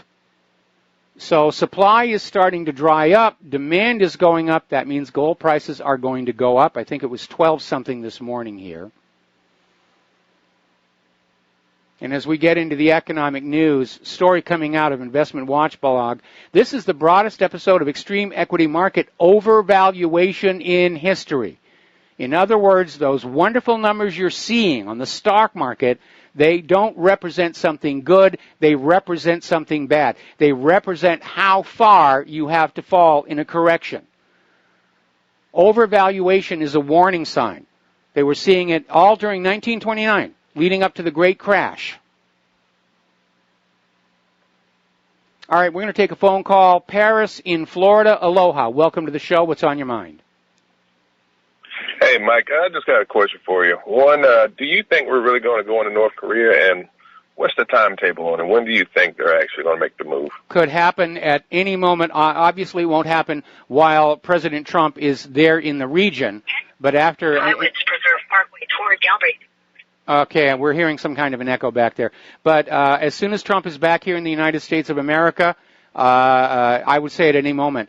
Right now, again, this government is desperate to get a real world war going before the economy crashes, so they got something to blame it on. Otherwise, we're going to basically blame Wall Street and Washington, D.C. I believe the same. I think they're going to do it before the year's up. Absolutely. We'll be in World War III for real before Christmas time. Got to take a break for commercials. We'll be right back. And aloha, America. Welcome back to the show. And, boy, they're starting to lay it on thick. I'm looking at the Fox News feed here right now. They've got one of their reporters literally at the DMZ in Korea, and they're showing all this footage of North Korean rocketry and artillery and saying that there's 1,500 pieces of artillery aimed at Seoul, South Korea, which, in my opinion, would be a good reason not to annoy North Korea. But they're laying it on real thick. And so, I think all of this stuff is going to be up and running by Christmas time. Because if the economy implodes and the U.S. government doesn't have a war to blame it on, then we, the American people, are going to blame Wall Street and Washington, D.C. for this economic predation that we've all been living under for all of our lives. Anyway. See, the problem is war is easy. You just go on out and kill people, take what you want. Actually finding something that works for everybody, that's hard. Powerful people, I guess they get lazy. They just say, let's just go to war. We got too many people anyway. Put them in uniforms, give them guns, send them over there. But again, the issue is, how far has North Korea gotten with a deployable nuclear weapon? Originally, they were talking about a decap strike. They were going to take out Kim Jong-un and the nuclear bomb facilities and the missile facilities all at once. Now the Pentagon is admitting that was ridiculous.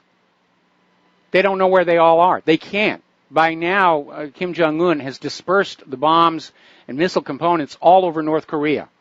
And now they're talking about ground invasion in North Korea. And the butcher's bill is going to be enormous on both sides. I mean, if you look how bad it was during the start of the Korean War, this is basically the same war. They just took a very long pause, and now it looks like they're ramping it up here.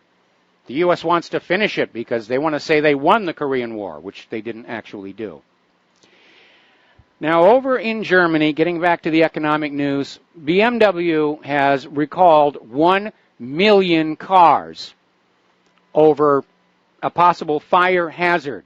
And it's severe enough where they're warning their drivers to just park the car and not drive it until it can be fixed. And this affects the BMW 3 Series models from 2006 to 2011, with issues related to potentially faulty wiring of the climate control blower fan. Now, I'm a bit of a car file, if you will, going back to my youth, and I got it from my father, who liked really nice cars, and he had a BMW at one point. And back then, BMW, along with these other German car makers like Porsche, they were considered very good cars. They were simple, elegant. They hadn't gone the way of the American automakers, which were making huge, bloated, overly complex cars that broke down a lot. I remember my father had a Cadillac at one point. That thing was just a disaster. But the BMW was very, very nice. And I'm sad to see that even the best automakers in Europe are succumbing to the corporate mentality of value engineering their vehicles and relying on the name to convey the sales. Because you have people growing up saying, one day when I'm rich, I'll own a Porsche. One day I'll own a BMW. Or one day I'll own a Mercedes-Benz. And you start to realize that all you're buying with that money is just the badge on the car. The car itself is no different than what you're going to get from like Hyundai or Toyota or Honda, which Hondas are great. I've gotten tremendous service out of my Hondas. And when I'm finally able to get a newer car, it's probably going to be another Honda. And I don't care about the badge. It's because the Hondas really are built to last. And anyway, getting on back to the economic news. During Trump's campaign, he went on the attack against a tax break called the carried interest tax break that benefits some of Wall Street's wealthiest financiers, but the Republican tax bill released on Thursday doesn't mention it at all. It's still going to be there. We'll be right back. And aloha, America. Welcome back to the show here, and it looks like things are definitely going to start happening. Fox News is all of a sudden running all of this Korea bashing. Korea's the biggest threat to the United States right now, and they've got this commander from the Military Pacific Command basically out there saying, yes, we've got the means to do it, and so it looks like war with North Korea is on. Now, right now, the military are facing a manpower shortage. And that means at some point in the very near future, they're going to start talking about activating the draft. Now, right now, young people are required to register for the draft. This has been going on for quite a long time. So all they got to do is basically say the draft is now up and running, and they're going to come grab your kids. And they're going to throw them into a meat grinder. In North Korea, in Iran, in Lebanon, in Syria, who knows where. All across Africa. So it's getting, unfortunately, all too real, and it does look like we're going to be in a major global conflict by Christmas time. All right, let's take a phone call here. Daniel in Canada, aloha. Welcome to the show. What's on your mind? Aloha, Mike. Just wanted to touch base with that story you posted about Harvey Weinstein and some ex-Mossad agents running around Hollywood trying to intimidate some of his rape accusers. Yes. There was a company called Black Cube and Kroll and Associates, which they were the security detail for the World Trade Center on 9/11. Just wondering if you got a chance to read that. Yeah, I did look at article. it. I did look at it, and it's it's very alarming that they're using ex-Mossad agents to go after these people. Yeah, I mean, the whole Harvey Weinstein thing it seems like it pales in comparison to Arnon Milchan, the admitted Israeli spy who's another Hollywood producer. Yes. And I kind of been doing a little bit of homework on him, but I'll probably phone you one of these days. I got some stuff that I had translated from Hebrew. Kind of been working on for about 8 months now. Okay. Anyways, I think you're right about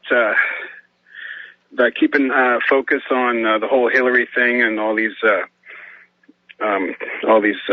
scandals. And this thing with George Stephanopoulos interviewing Donna Brazil. Yes. Like this guy's the last person to do that, to interview. He's not a journalist. I mean, he's an ex-Clinton staffer, if I remember correctly. I think you're right. He yes. also gave $75,000 to the Clinton Foundation, and he's like trying to make it like Brazil's, off her rocker. I'm surprised he didn't call her a conspiracy theorist. Yeah, you're absolutely right. But yeah, the corporate media definitely they're on the warpath against her. They're still trying to protect Hillary Clinton. But the fact of the matter is, with all these allegations out there, she's politically dead. She's never going to win an election again, and she can't get close enough to steal it. And I think what's probably going to happen, she may still have dreams that there's going to be some kind of a violent uprising with Antifa that will get Trump and Pence out of the Oval Office and put her in. But at this point, I would have to say she's probably delusional. And I think we have to start questioning her mental health. Yeah, I mean, I think that the whole Democratic Party is in danger. I mean, they know that it's all over for her. The whole thing with Bill Clinton and this Lolita Express and what's his name, Kevin Spacey. I mean, it seems like the media will touch on it a little bit, but not the corporate media. Like Fox News might touch on it. Well, no, but, the corporate media. No, the corporate media has gone on to the Weinstein story. I mean, it doesn't hurt them to do the Weinstein story.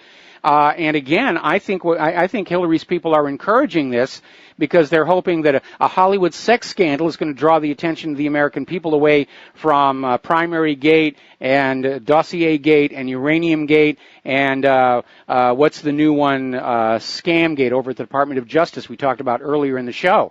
But I think most people are astute enough to not fall for that tabloid misdirection any longer. Exactly, and like they're wagging this latest shooting in Texas, and like if you want to know who's the all-time, who's got the record for all-time kills in a Texas church, it's Janet Reno. Yes, absolutely. Boy, did you hit that one on the head. Just one quick note about Saudi Arabia, because it's not all bad. Women are allowed to drive now, so they can make it to their own stonings on time now. It's absolutely fantastic. Tacky, very tacky, very tacky. All right, take care, Mike. Good show. All right, thanks an awful lot. We're going to switch over to Tom in Florida. Aloha, Tom. Welcome to the show. What's on your mind? Good day, Michael. Michael, talk about Weinstein. I don't know if you heard that Weinstein's actually was paying Israeli intelligence to protect, to protect him to go spy on all these women. Well, wait a minute, Tom. No, he wasn't paying Israeli intelligence. He was hiring a company that was made up of former Israeli intelligence operatives, including former Mossad. But they're now a private company. Right. They're not. You're right. Yeah. Okay. Let's be accurate here. Okay, I'm sorry. Well, yeah, that's right. Okay, well, they are former Israeli intelligence, Mossad and all that. Okay. But, yeah, Mike, the reason I did call the show today is because have you touched on anything about that Corey Feldman, what he's been trying to say has been happening for years in Hollywood? Yes. And how Corey's feeling that he's being threatened and all that, and how they overdeed his buddy there, Ham, and, I believe a lot of stuff that young guy is saying there. Well, he's not that young anymore, but I believe what he's saying is basically true. And he called it a black star or black angel or something in Hollywood. I don't understand basically what he's talking there. They never elaborated, but what's going on in Hollywood is unbelievable. That it's and like you're talking about Hillary. Look what Hillary's getting away with as far as not letting Bill Clinton take a DNA test against Danny Williams. Yes. And you don't hear about that in the news anymore, Michael, because if that story ever got out, that would be in the Democratic Party. Because once they would have proved that Hillary is telling Bill, if you give Danny Williams any money, I'm going to, who knows what she would do, because, look, we don't want to go there because we know what, I don't think Bill and Hillary's touched each other in 30 years, but it's not for me really to know, but this guy's with other women, and he's going out on cruises to the Twin Island with some other guy that does Jeff Epstein, young girls and all that. Jeff Epstein. Yeah, Jeff Epstein, and yeah, right. So, I just think that now that the last gentleman just called in, he's absolutely right. The corporate media is not going to touch it because it's going to blow the roof off. If the story ever came out that Bill Clinton was the father of Danny Williams, it was proven, and he actually had to pay back child support. It would be all, if the media reported on that, it would be unbelievable what happened. Well, again, the corporate media is still, we're starting to see some desertions, Tucker Carlson, Sean Hannity, and now apparently CNN is pulled back from attacking Donna Brazile and saying, yeah, actually what she said really did happen. So I think everybody's kind of sick and tired of the Clintons at this point. They're just trying to figure out how they can disconnect without Hillary, going nuclear and blowing the whistle on everything the government's been doing for the last 30 years. There was at one point where somebody claimed that Hillary was literally saying, if I go down, everyone goes down. Yep, right. Yeah, that's true. Look, another thing, Michael, look at this Anthony Weiner. This guy Anthony Weiner is doing, 21 months now or something in some kind of medical facility? Something like that. Guy Weiner. If that would have been anybody else, they'd be doing probably 5 years, and they'd probably be doing hard time. It's just unbelievable. And another thing, that's Uma Abedin.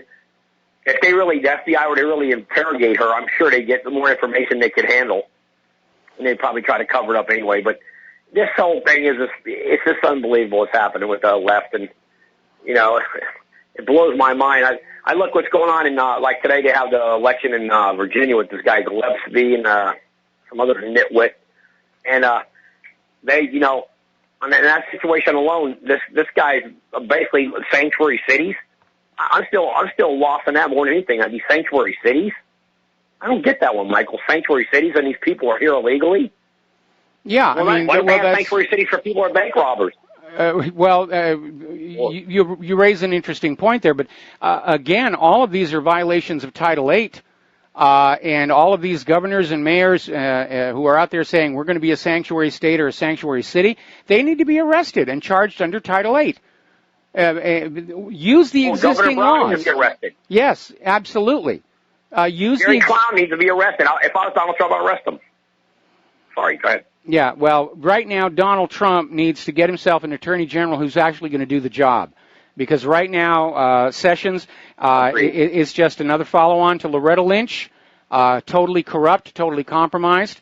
And I think it should be really obvious. There's a serious problem with our government when we get two attorney generals in a row who are protecting the most corrupt politician in our history, when you have two FBI directors in a row who are protecting the most corrupt politician in our nation's history.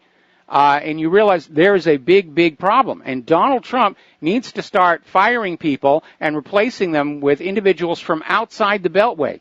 You cannot drain the swamp when you're hiring the swamp. And that's Trump's biggest mistake. There are very qualified people out here in the hinterland. They've never been in politics. They're not compromised. They're not owned. They're not bought. But they know the skills to do the job. Get Larry Klayman in there as a special counsel or as attorney general. And just start bringing in these outsiders. Trump is an outsider president. He should have brought in an outsider White House staff, and we would see things happening. I totally agree with you on that, Michael, totally. And I think he should get rid of Sessions because Sessions is, he just seems like to me a big failure. So well, Sessions is out there. Sessions is recusing himself right. from all these investigations. Well, you know, if you're not going to do the job, have the decency to resign. Tom, we're going to let you go here. We've got a lot of stuff to cover. We're coming up here on the end of the program. Thank you for the phone call. Getting on back to the economic news, there's an article out saying that Obamacare is officially dead. Maybe a little premature, but basically what it is Donald Trump has apparently prepared an executive order to unravel Obamacare's individual mandate. He's putting it on hold to see whether the GOP tax plan will eventually include repealing those penalties for going uninsured or having an insurance policy that is not Obamacare compliant.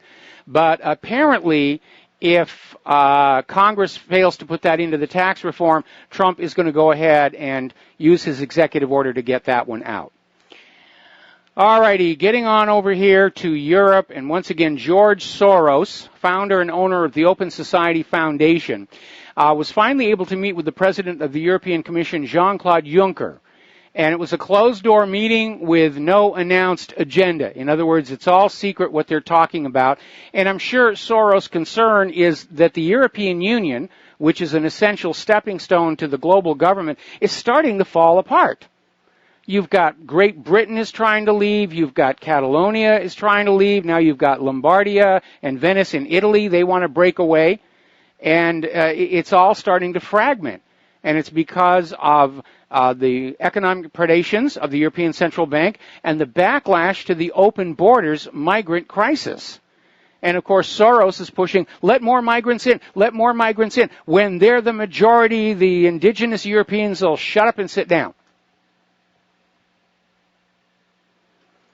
Meanwhile, following the potential loss of Brexit, that's still up in the air, the EU is trying to push east and grab more nations there, Ukraine, Georgia, and Moldova. And that, of course, is going to be seen as a threat by Russia.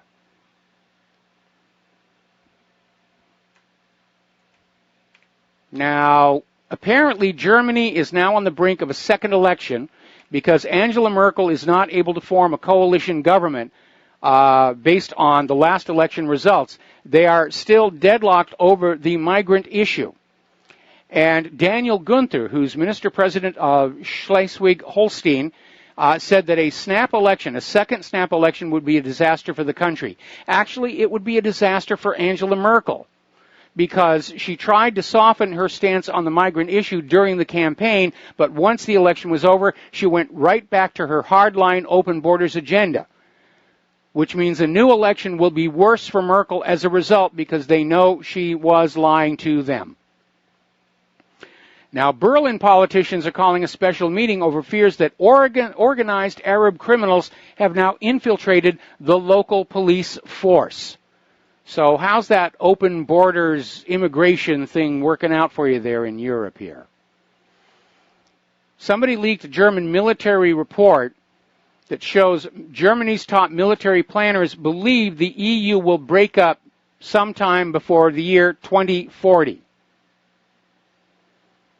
Now, Austria has just appointed an anti-EU foreign minister. That's a slap in the face of Jean-Claude Juncker.